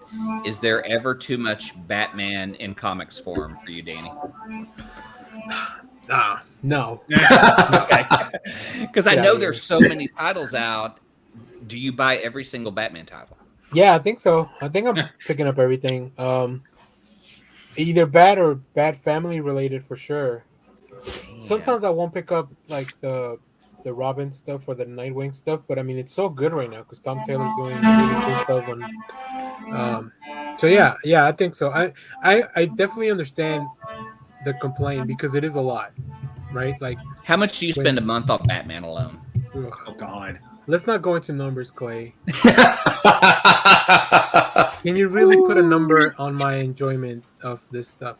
Yes, because that's when it's too much. You can, and it's a large number. Is the exclusive Fossil the Batman stuff I sent you? Does that put you over that number? Is that where that's at? The only reason I haven't bought that is because I don't really wear watches. I only I have the Apple Watch and that's about it. Mm-hmm. But I'm not a watch guy. But it did look cool, and I thought about it, and I was like, but I'm never gonna wear this. So I bought some action figures instead that I'm never gonna play with. We also got this announcement of a new Aquaman and the Flash series. It's going to be written by Colin Kelly and Jackson Lansing, who are co-writers. They're currently writing what's it called? Harbinger. Oh. Yeah, they've written other stuff, but they're currently writing Harbinger over at Valiant. They're going to be taking over one of the Captain America titles over at Marvel. But they're a pretty well-known writing duo at this time. But what my question was going to be for you guys, what do y'all think of the pairing of Aquaman and Flash? I mean, I don't see any problem. I mean, I don't see how it'd be any different than them pairing Green Arrow and Aquaman right now. Or I mean, the deep target, yeah. I mean, it's canon. Flash can run on water, so it seems fine. It does. It feels weird. It's just them trying to put two DC characters you don't see normally together in a book. Yeah, that's true. I don't know. This one, I like the pairing, but I never would have thought about it. Like, the Flash and Green Lantern makes sense because they're buddies, right? It's Superman, Batman, Green Lantern, Flash. It's everybody's got their connection. But again, you don't really see much of Aquaman and Flash together. Right. Yep. Exactly. Now, I know you nerds are into Gundams, so you might like this one. So where are we going? DC Mech. Interesting. Where we talked about last week or the week before that the DC is gonna become dinosaurs. This one we're talking about. Okay, all right, go on. So we're talking about this DC mech where the Justice League is gonna be mechs. Because a few weeks ago we talked about them being dinosaurs. Well, what was it? They've done it before in what they got in Marvel, where I think it was they did a crossover between Transformers and Avengers with IDW, and you end up Iron Man creating suits of armor mechs for the Avengers to actually fight the Decepticons. Yeah. Now you see here that I love that the Batman mech has a cape. Yeah. Yeah. Right. Yeah. But you can see them here, right? They're piloting these mechs. So if they go the route of Evangelion, I mean, fuck. I liked it when Jason Aaron did it better, and they all piloted celestial bodies. Oh, that would yeah.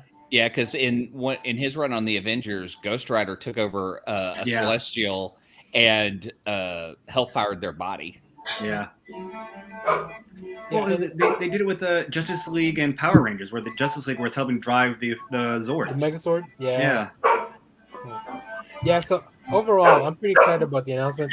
There's one more, but that one's kind of like... This one feels out of our reading age group. It's definitely young adults, but it's about, Diana and Nubia, princesses of the Amazons. That's still pretty cool, though. I like that. Yeah, I'm glad they're reaching out to the YA audience because I think that's a good way to get them hooked into the books. Yeah. And then, they'll be disappointed when they're like, oh, this isn't what I was reading. This is way different. Like, wait, why'd they make Starfire sexy? This is creepy. I don't like this anymore. Right. Which, to be fair, I didn't care for either. I just want to go on record. Okay. Heard it here first. All right, now if we go over to the Marvel side, oops, I didn't mean to do that. Marvel announced That's this cool. That's Ant-Man awesome. series, Hell yeah. and Who's the artist? it's gonna be Tom Riley on art. Yeah, and then it's Here, let me wait, show I you just this. saw the Here's I the just better saw pictures. the writer is Tom Al Riley. Ewing. Oh, I mean Al Ewing, yeah. Yeah, okay. So it looks like it's gonna touch on all different, like Oh, all, wow! Look at sorts of that. Ant-Man. Why is it not called Ant-Man? This is a thing, this apparently, is right? Ant-Man, yeah. And then it's gonna be leading up to the introduction of, I think, what is this new Ant-Man that you could see on our cover. So here's the Is design that of future Ant-Man. Him particle Is that suit. Novacore? I know, a little more Novacore. Yeah, It looks yeah, like the Pym Particles logo. Oh, yeah. Yeah. Okay, yep. So I don't know. I thought this was really interesting. Al Ewing, I'll check out anything they do Yeah. because it's Al Ewing. But do you guys have a favorite Ant-Man out of all the? Because you have Hank Pym. Then who was the irredeemable Ant-Man? Like some thief or something? Scott Lang. Like some villain? Yeah, Lang. Scott Lang. No, Lang. not that one. There was another one that was. Yeah, he he became- became Ant-Man when Hank Pym became the Wasp. He was a part Yeah, of he became Black Ant afterwards. Yeah. But I forget his when he name, was but the yeah. irredeemable Ant-Man, he's like this villain. But I don't remember his name. I always like the Hank Pym of the Ultimate Universe because he didn't just beat his wife. He used his superpowers on her, and then Captain America beat the fuck out of him when he went giant. Yep. Not that he's a great character, but just that whole way that played out was awesome. I'm glad you clarified that. Yeah, I'm not rooting for the spouse abuser. Okay, good. I'm rooting for the little Captain America who beats the fuck out of him. And then go ahead. I'm sorry. No, go ahead, Josh. I was gonna move on to the next book. No, move on. Okay. It's fine. Yeah, that's enough jokes about that, huh? Anyways, so the next, speaking of weird team ups, Miles Morales and Moon Girl. Love it. That's amazing. I mean, I'm on board. Like, why not? Is that Allred on the cover? No, this is Iguara, I think. Oh wow. Oh no, sorry, covered by Aletha Martinez. Oh, there's another cool cover here. Oh, that is awesome. Wow. Yeah, so it's an interesting team up, but I'll definitely be looking forward to checking this out. I haven't read as much Moon Girl. Yeah, me either. Devil Dinosaur stuff. But it looks really interesting that they're going to team her up with Miles. Aren't there rumors she's going to show up in the MCU? I wouldn't be surprised. Yes, I think so. I mean, she's supposedly the smartest person in the MCU. Mm-hmm. Even smarter than Amadeus Cho? Yep. Yeah. Damn. Okay. Yeah, that's why I'm curious. Like, how is that going to come out after? Forget Moon Girl. I want to see Devil Dinosaur in the MCU. Give me Devil Dinosaur. Well, yeah.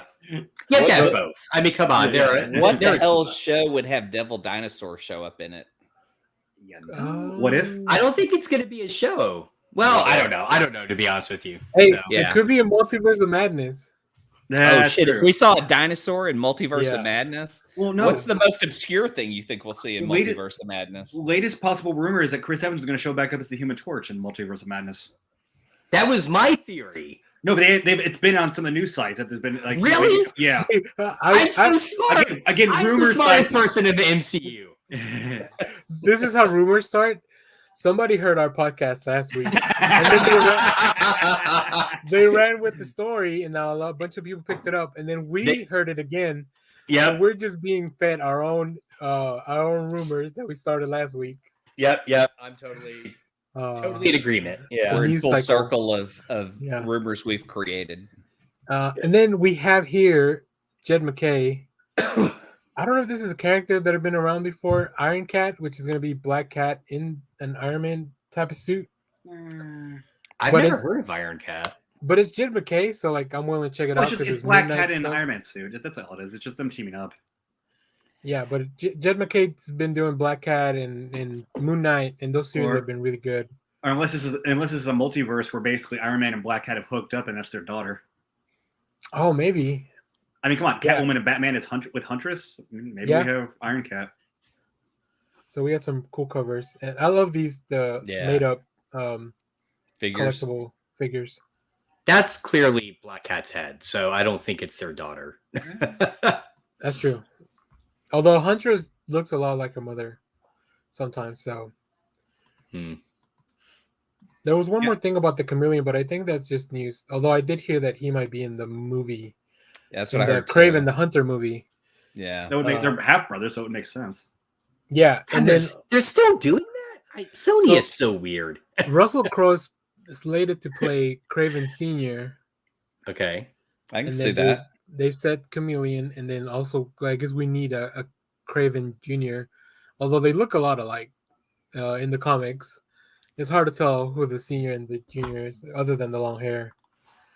I feel like Mobius is going to make or break this, right? They've had success with Venom, but Venom is well known enough. You don't need a Spider-Man in it, Yeah. right? Right. Mobius is going to be, I think, the critical juncture because, yeah, I know I'm kind of with you, Clay. I but- wouldn't gamble my franchise on Jared Leto. I Yeah. still think Mm-mm. Morbius is just an April Fool joke. It's not a real Yeah, movie. so they're paying a lot for more and more footage. Is all I'm saying. I mean, the but if- trailer for Morbius shows the whole movie. Yeah. I really am not excited to see it because I see how it plays out.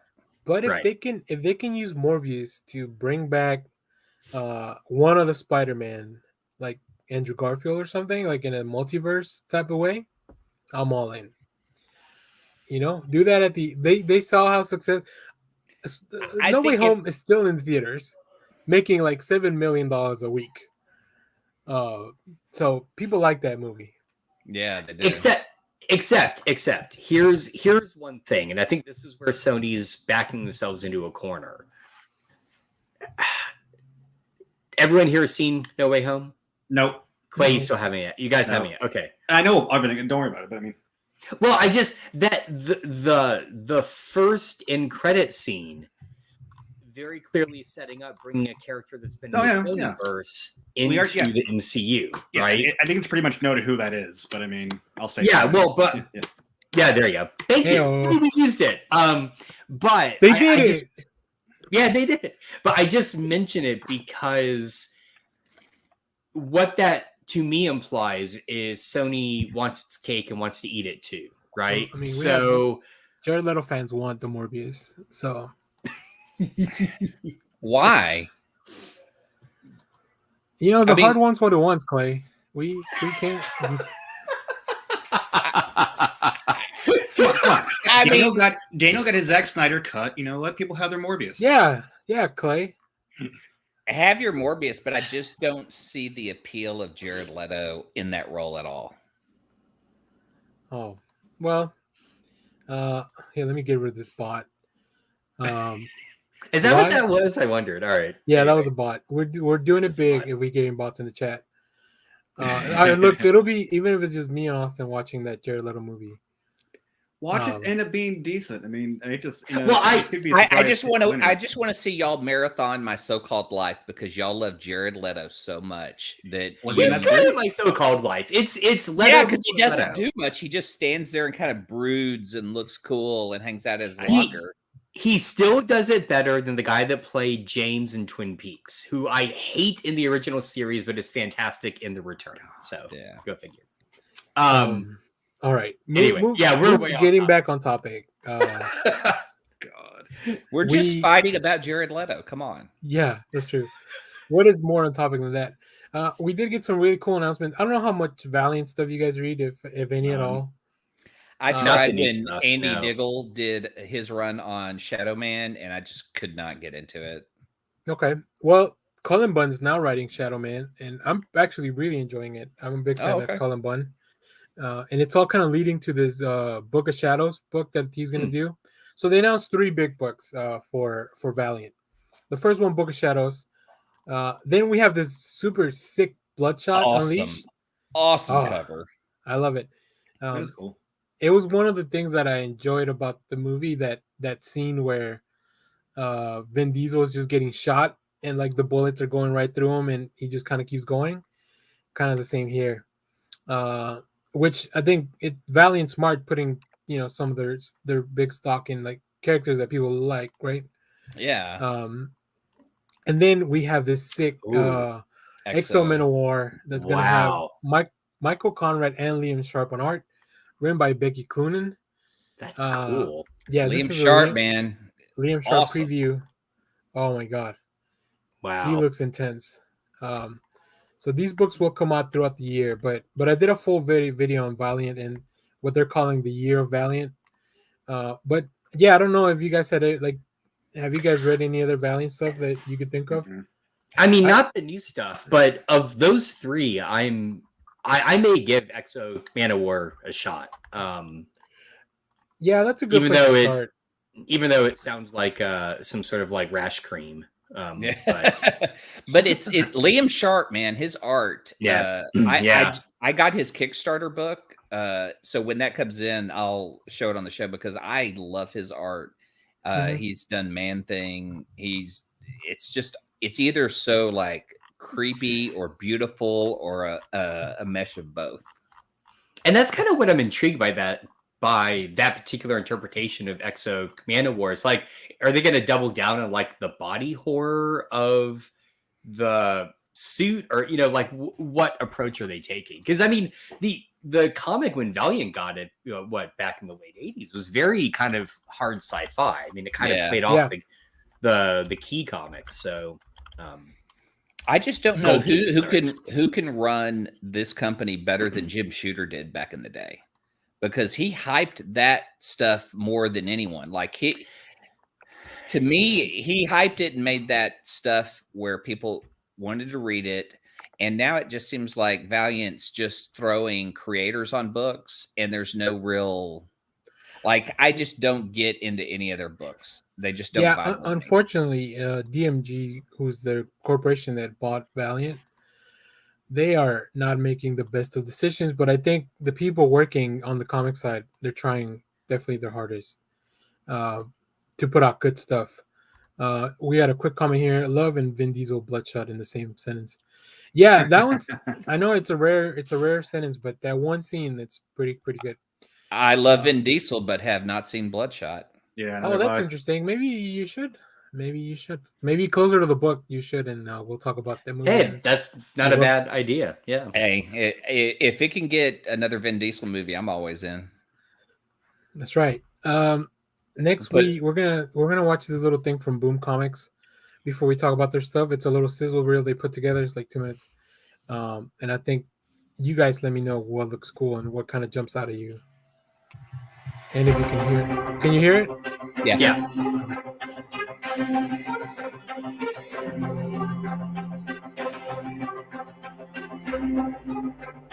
And for the audio listeners, I'll put a link of the video on the description if you want to go watch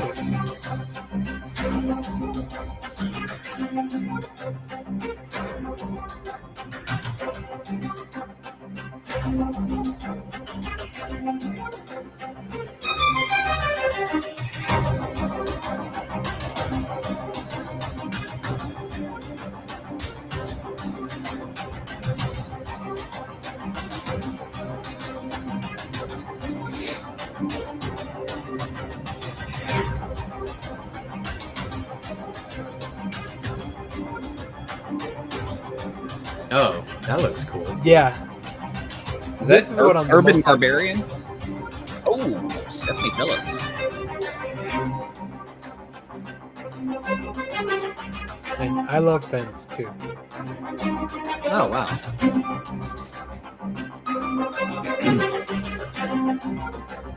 Oh wow. Huh.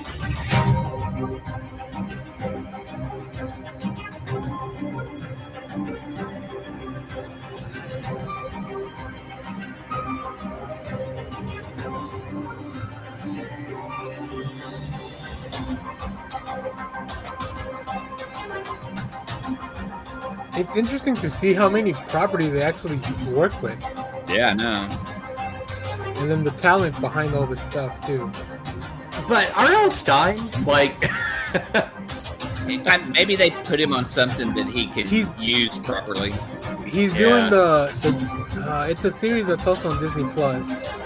I forget the name. Maybe we'll see it when we talk about when I go back to the website. How is Boom doing a Disney Plus book?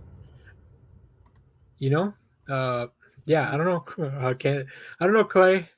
Oh, wait a minute. Um, Actually, I do, because I do know that Boom has been licensed by Marvel to do a lot of their young books, their kid books. that's right. So Yeah. they do work with them on some things. That's true. So, Well, and I'm no, sorry. go ahead, Dan. Josh. Go ahead. Well, I was just gonna say, like, if it was a show that was maybe originally optioned for Hulu, like Hulu is that weird bridge, right? Between, Yeah. like other things and ABC Disney. So Yeah. um, So the interesting thing, and I'm glad you said Stephanie Phillips, Clay. I know you and Shelby read a bunch of her stuff. Yeah. So she announced this a little bit. So they announced a bunch of stuff. I love Fence. It's really a manga that's disguised as a comic book Yeah. about fencing in high school, and it's like these guys all live in like a boarding school. So it's really good, but they switched it from just serialized format to graphic novels. But this Grimm book by Stephanie Yeah. Phillips, nice. I'm looking forward to that. I love the stuff she's doing on Harley and Wonder Woman, and even I think it's called A Man Among Ye, which is the pirate book I talked about a little while ago. And then we also have this Hollow series, which I'm Oh, intrigued looks by. kind of interesting. Yeah, that looks good too. But just seeing how much stuff they have. I mean, they have Berserk, which is the Keanu Reeves comic. Yeah, their It's two so- biggest selling books is that and the Something's Killing the Children. Children. Why did I think Berserk was? I thought it was that new, that new imprint that had the weird publishing strategy. Oh, I bad didn't idea. realize it was Boom. Yeah. I thought it was a bad idea for some reason.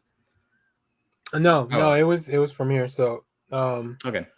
so I'm pretty excited because I like Boom a lot, and they work with us, Yeah. like letting us review their stuff. So it's kind of how I keep track of all this stuff. But I'm glad they did that Sizzle Reel because it really puts everything into a lot bigger. I don't know. It feels weird. They don't really do trailers for comics. And as I say that, I'm going to show you guys another trailer in a little bit. But it's weird that they're doing comics like that. Like I guess they finally embraced the YouTube medium of like get the hype going for comics. Well, and I thought it was telling that because I know Boom, and this may just be me, mainly as like a licensed comic publisher. Yeah. And that was just kind of snuck in the middle with the, exciting worlds. It was sort of like we're trying to move a little bit away from just the licensing side. But even their licensed stuff, they have Buffy, Angel, Magic the Gathering, Doom, Power Rangers. Dune, Power Rangers, which Firefly. we're gonna get that Godzilla Power Rangers crossover soon, right? Firefly, yeah, Dragons Firefly versus just relaunched. Godzilla. Firefly just relaunched this week. So like I don't know, it's really interesting that this imprint, they have kind of good things going on both sides. They have their licensed properties, but they also have really amazing original stuff. Mhm. So I don't know, it gets me excited. Like just looking at the names of all the creators in the video, I'm like, oh yeah, I'm reading all your stuff. Like Tom Taylor has a Boom book. Al Ewing has a Boom book. So like I saw the name. all these guys is doing really cool stuff there. So that was about it as far as the Comics Pro convention. I think, like I said, it's hard to find this stuff for smaller publishers because they don't really put out a big news. They kind of reveal that stuff on their own thing. But I know AWA had a big presentation for which I'm really excited about, that imprint, which is the one that did Not All Robots. That we talked about earlier. That's Alex Alonso, who used to run Mhm. Marvel and he used to run Vertigo for DC. So he knows talent, and all those books, every book from AWA I've picked up has been great.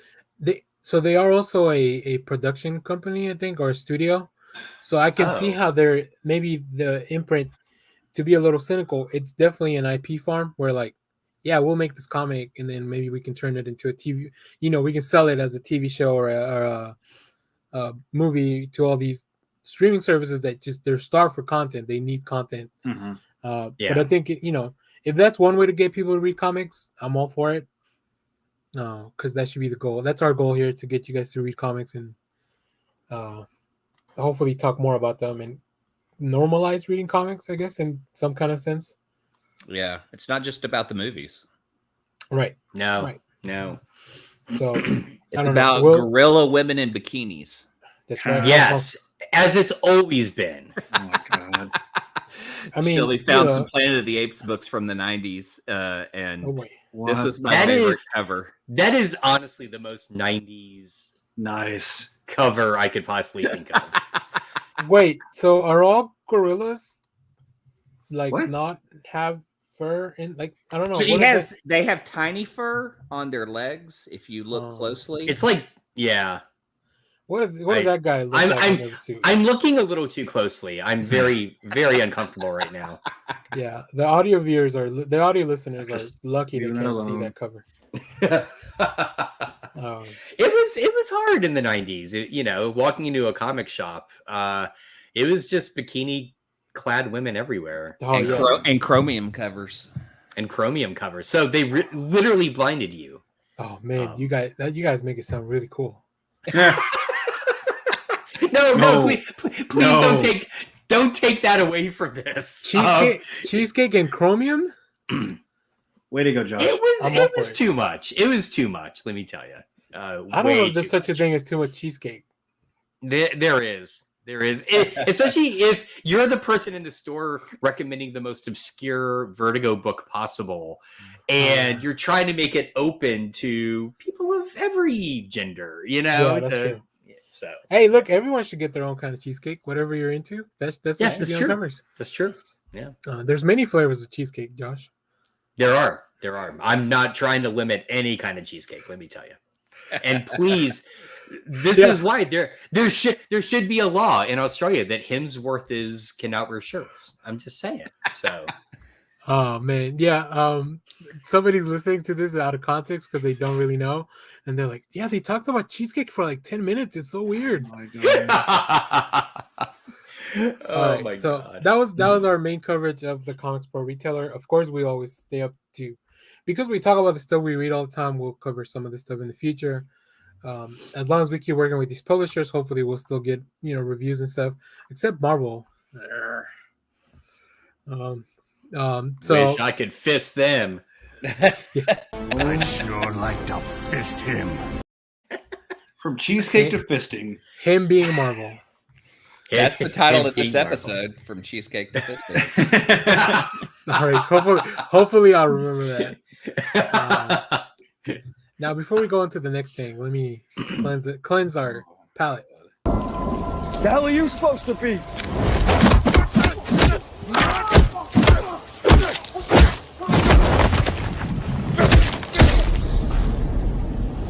I'm vengeance. So many punches. Too many punches. No, that's not enough punches. That is the right amount of bat punches. A little fun Easter egg: the one of the kids that's got the half painted on face, he plays Tim Drake in the Titans show. Really? Oh, really? Yeah. For real? Yeah. Oh wow. Huh. So it's cool. It's cool to see that maybe we will get a Robin in the future. We already have the guy to play him. Or I think they mentioned a grounded Mr. Freeze, whatever the fuck that means. No. Because it's a guy that lives off of the cold and a cryogenic suit. I'm like, yeah, how is that grounded? Yeah. But you know what? Oh, he's not constantly making cold puns. I think that's the baseline. I think Matt Reeves grounded the Planet of the Apes as much as he could. I think. Yeah. So I trust him. I've always felt like Mr. Freeze from the animated show was just like the quintessential Mr. Freeze. But then can you imagine being a fan of one? that? There were three. There were three different actors who played Mr. Freeze in the 66 Batman TV series. No. In Batman animated. Oh, my bad. Yeah.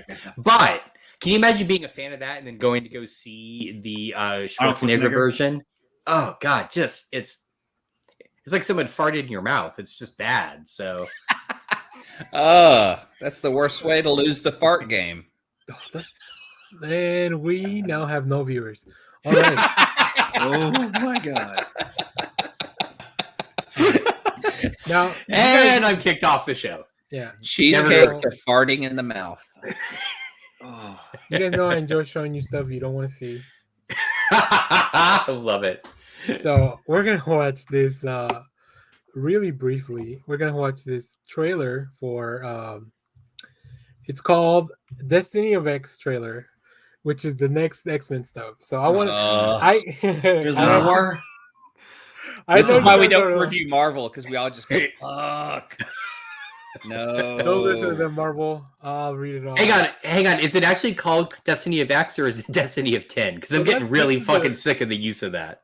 This is the trailer, so it looks like rising out of the inferno, the X lives, and it's all leading to the second age of Krakoan, which is Second the- age. Fuck the my Destiny life. of X. Well, listen, let's watch the trailer and then we'll figure out if they hate us or not.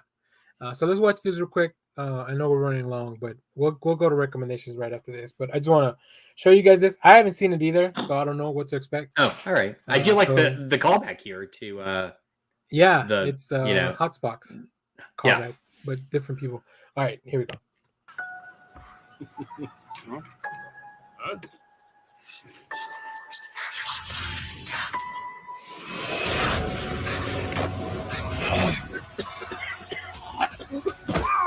Oh shit.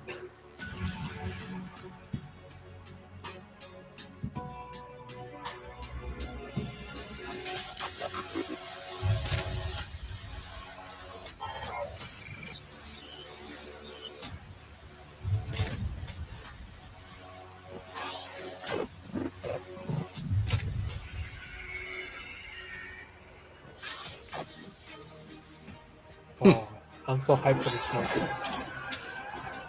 God, just end it now.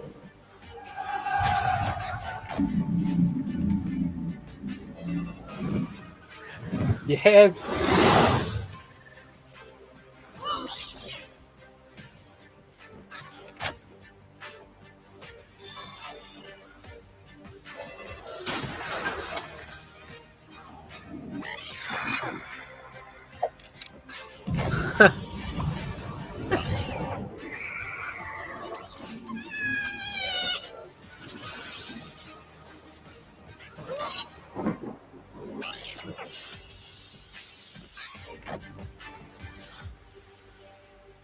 They finally included Deadpool in the X-Men.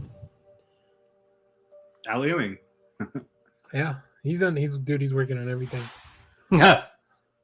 Cool. So they revealed their ongoing series. All right, quick thoughts. Kyle, I'll start with you because you're shaking your head. Garbage. I don't want to see any more of this. I want to go back to one X-Men book and that's Yeah. it. I'm sorry. I'm done with this Krakoa bullshit. Oh. All right.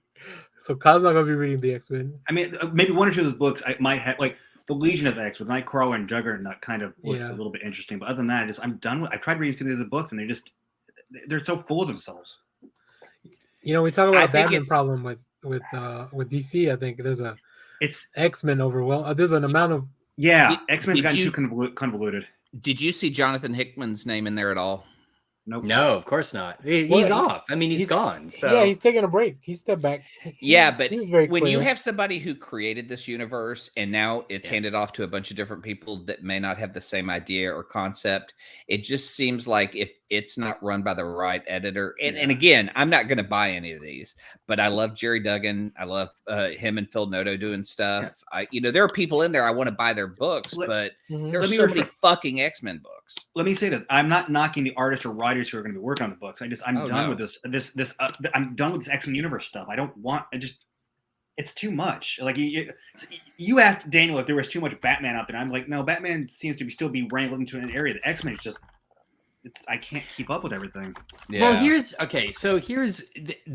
that trailer summarizes the exact reason I couldn't get into this after Hotspox, right? Yeah. And that is the fact that I will still stand by. I think that reinvention of the universe was brilliant. It was compelling, and then they fucked it up right out of the gate by having 12 different titles that you had to read every single one of to understand the story. And I'm just like, I mean, to your point, Kyle, like, just give me X-Men. Just give me an X-Men title or maybe 2 tops, right? Yeah. Where these things are happening. And that's what they did with Hotspots. It was 2 titles interrelated, you know. I just, and so to me, like, I'm watching that trailer and I'm like, okay, so the one title I recognize is X-Men, and it's what, X-13? Like, and it's then not, Rose got a sniper rifle and a gun, and I'm like, what? Like, that's the only title I recognize. It's so big. It's like the X-Men should be its own damn universe. It's like if you're a Marvel fan and want to read Marvel books, you can't because X-Men's taking up half the damn side of it. It's like it's just too much.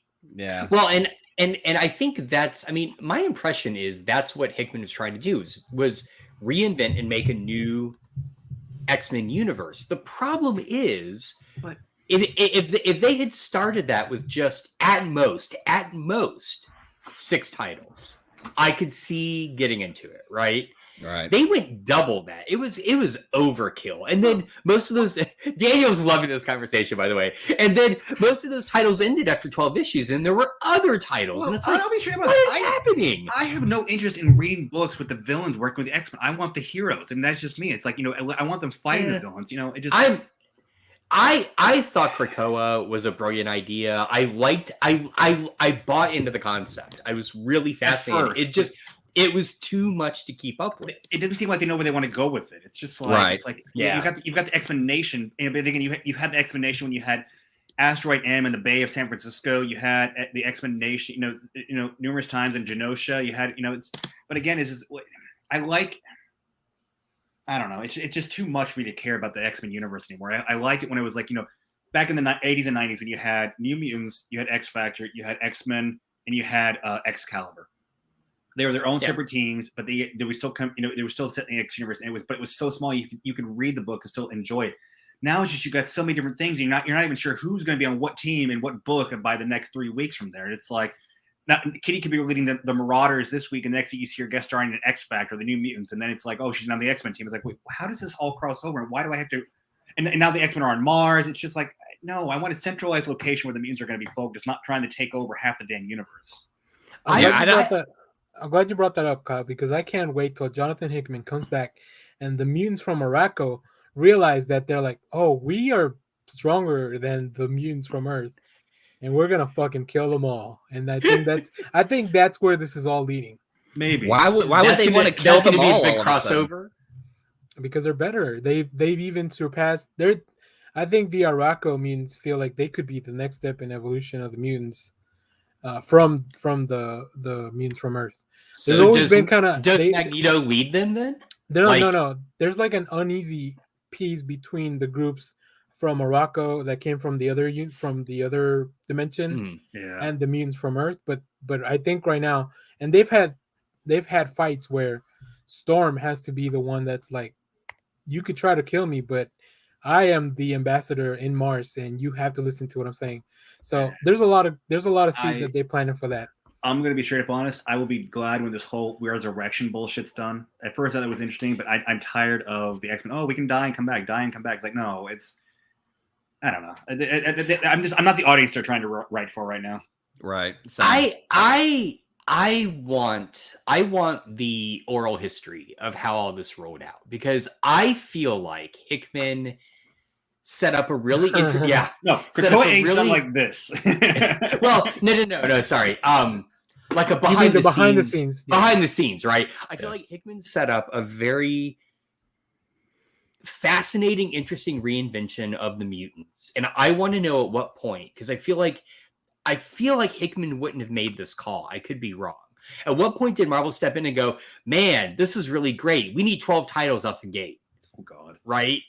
What and unlike back in the 80s where I would only read Excalibur and be able to follow what the fuck was going on. You couldn't follow the story because I tried. You guys know I tried. I tried reading only X-Men, right? And one other title. And I would say, like, I'm reading issue 3. I have no idea what they're talking about. It's like, we got to go read the other 10 issues. I'm like, God damn it. Like, just give me, like, it's like you hit a home run and then you're just bunting from that point on. And by the way, that's a terrible sport analogy, but it's the only one I'll make ever. No, it makes sense. It makes sense to me. It's so bad. It makes me but so they're angry. still scoring runs. Yeah. Thank you. I was bringing that one home, Daniel. Yeah. I was excited with, House of X and Powers of X, and now I just don't care. I don't read the X-Men books at all. Like, I'm behind, and it's like it's weird because it's like suddenly X-Men wasn't on the shelf, and I see that my store started cutting back on orders because they were stuck with so many X-Men books that now, like, either you pre-order or you don't get it. Like, if you don't show up that Wednesday, you don't get it. So it's like I'm behind on X-Men, and it's like I kind of don't care. Like, I'm enjoying other stuff because X-Men is just so time consuming to find out what's going on. Yeah. And I don't mind the good guys and bad guys working together. I kind of like that concept. Me too. Yeah, of these people who are united by birth, by being mutants, but always been at odds, and suddenly having to figure out as citizens of a mutant nation what they can do together. Mm-hmm. But again, that's more cerebral than any kind of fighting you're going to see on here. And I mean, the cool X-Men book. The thing I liked about Hoxpox was it resolved a lot of, weirdly, the dangling, like it resolved the core idea of the original X-Men series under Claremont, right? It resolved that. It set a path for the future, could easily bring in all these new readers, and then they just fucked it up. Like, it's so infuriating. It's so infuriating. I was so excited to read X-Men again. And for them to mess it up this bad, I don't know. I just don't know how Hickman thought that it would, like, not resolve, but the path of this book after he leaves it. Right. Yeah. No, that's a really good point. And I guess this goes back to the original point you were making, Clay, that did he have some vision in mind? And now that he's just kind of left Marvel and they put it in other hands, if that vision's gone, right? So. Right. Yep. All right. Well, that was a good conversation. I'm glad it happened. The airing of the grievances. I might pull this out and make a video. Grievances. You should. Yeah. But yeah, we'll follow this up. I mean, I'm out. Don't worry. I'll keep reading for you guys and let you know. Just like Kyle gives us Spider-Man updates. Yeah. God, I feel bad I provide so few ambush bug updates. I'll get on that. You need to read the Suicide Squad run because I do actually. Yeah, and remind me when we're done. I have a question for you guys, but go ahead. Sure. What is it, Kyle? No. Keep going. And there's a comic coming out next week called War for Earth 3, which is going to involve that team, that Suicide Squad with ambush bug. So it's kind of like a little, not really a crossover. It's just like a it's gonna be one issue of a different books. But we'll probably talk about that next week. Why are they fighting for Earth 3? Isn't that the villain Earth? Yeah. That's what I was going to talk about. Yeah, it's Suicide Squad versus Teen Titans versus Flash on Crime City and Earth. Yep, it's Amanda Waller's doing. So nice. I'm kind of looking forward to this. See how fun that would be, X-Men? Yes. See how fun that would be? So, all right. They had a trailer with a blind lady talking to an old man. That was the intro trailer for their book. A blind lady talking to an old man. And I know we know it's destiny who and coughs and dies. Who knows what she said that killed him, though? So exciting. Very cool. She said she read it and said, "There's gonna be 36 more X-Men titles." God no. She said no more mutants. All right, I'll start because there's a book. You know we love Tom King around here. Oh yeah, he's got a new Batman book out next week. Batman Tom Killing King Time. on Batman. Yeah, what are the odds of that? This book is, I think it takes place before all the stuff that, like, his big run. This is a heist book. I'm in. The guys you see down below, which we have Riddler, Catwoman, Killer Croc, and Penguin. They're doing a heist in Gotham for something, and Batman has to stop them and figure out what they're after. But then Tom King delivers the story in a way that only Tom King can, I think. So I'm very excited for that. I've read the book. I'll have a review out for this week, but it's really, really cool. So that's my recommendation. Who wants to go next? Who's ready? I mean, I'm okay. Go ahead. Go ahead, Oh. Kyle. No. I was gonna. I put the link on the thing, but they're. I'm looking forward to this. Capcom announced that they're releasing a new fighting game collection for the Switch coming out, which looks amazing. Yep, and I did a a video trailer if of you want that. to play it. Yeah. I did a trailer reaction to this. Okay. Because they also announced Street Fighter 6. Street Fighter 6, yeah. Damn. But Yeah, this but Ultimate Collection looks super cool. Yeah, it looks like it's only gonna be $40, so I'm like, I'm in. Yeah, very fun. I really like the. I'm not a big fighting game because I suck at fighters. So do I, but I still have fun playing them. Especially on the. And this is gonna be releasing a game that never got released here, also. Yeah, I think 2 of the dark. What do they call? Dark Stalkers, Night Stalkers. Yeah. Books. So yeah, this looks insane. I'm here. Let me see if I can get the image to show. Yeah, here we go. So here are the games that they're bringing with online play for all of them. So really? Yeah, a bunch of Capcom games, really cool stuff. So yeah, I'm looking forward to this one too. I think in June. Yeah, June 24th. Yeah. So cool. That is awesome. Josh, did you have something? I got 2 actually. Okay. One is, and I can't believe I hadn't thought to do this before. As a non-iPhone user, it's often very hard to get like cool, super geeky cases. And I discovered this site. Let me share my screen here. Yeah, I know.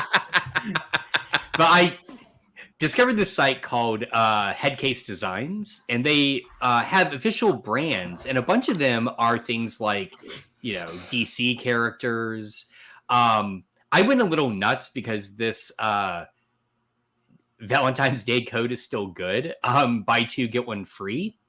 And let me hang on. Let me stop sharing my screen. Are they only Android cases, Josh? No. They've got iPhone. They've got skins for devices. Right. I mean, it's.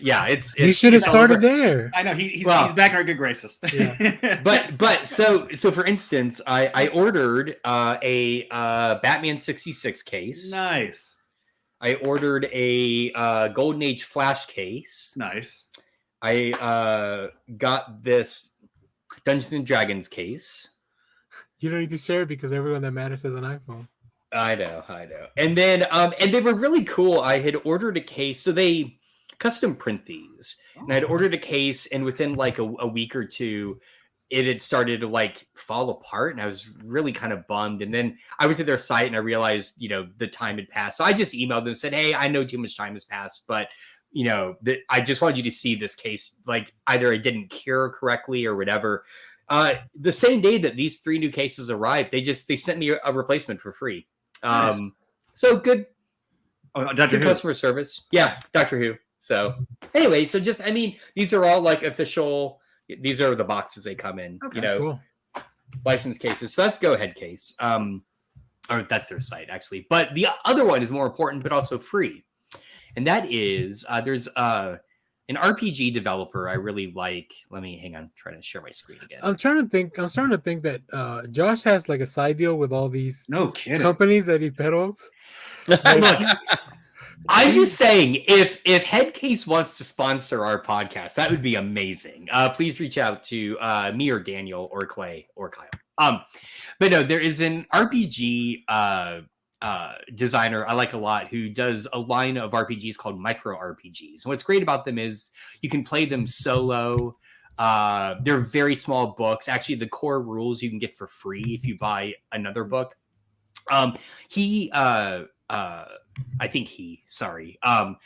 Just made this particular micro RPG book called Gay Realms free for a limited time, just trying to support LGBTQ plus and trans rights. And so I'm kind of cribbing for myself here on Twitter because I also promoted this there. But just go, it's completely free. Go check it out. It's a 138 page core rule book.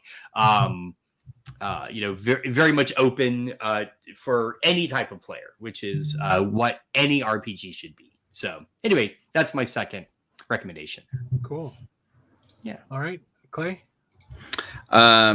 I have talked about this a couple of times on the show because I love the TV show so much, but Station 11 on HBO Max is a great series. I read the book and kind of discovered this little genre because Shelby gave me a book called The Psalms of the Wild. This is about robots becoming sentient and going into the woods. And then a tea monk goes and has a conversation with the robot. I haven't read it yet, but Shelby said it's very hopeful. I started researching it, and it's part of a new genre called hope punk. It's kind of interesting. Yeah, post-apocalyptic type settings, but are hopeful. And and so Becky Chambers is one of the authors of this genre.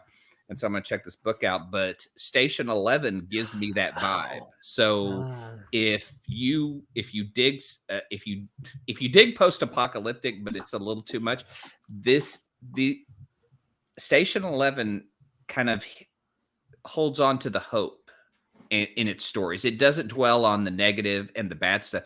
And the adaptation from the book to the show takes out a lot of the really darkest elements. I mean, it's interesting because it tries to go over the bad elements, and it just says, I don't remember that time period. Like, there's obviously a very dark time period during that story that evolves into people just trying to rebuild society and be back together. But the show focuses mainly on the hope. And I think that's what we all need nowadays. Yeah. Cool. That is fascinating. I hadn't even heard that. Hope punk. I like it. Punk. Yeah. I looked up the author, started reading, and then found this article calling her an author of hope punk, where it's just post-apocalyptic type settings, but with more hopeful storylines. I think I have a sci-fi audiobook by Becky Chambers that I need to start. Let me find it. It's called wait, that's the wrong. So many apps. What's really going to heal the world is the release of No Way Home for streaming and home purchase. I do. Yeah. So could somebody order that for me, please? I'd like to see that movie before I die. I got you, Clay. So yeah, she's got a sci-fi book. It's the first in a series called The Long Way to a Small Angry Planet. Interesting. Yeah. Nice. Nice. Cool. Well, that about does it. We went a little long because we, first of all, very happy to all be back together. Yeah. Yes. Second of all, I've been playing too many of these clips.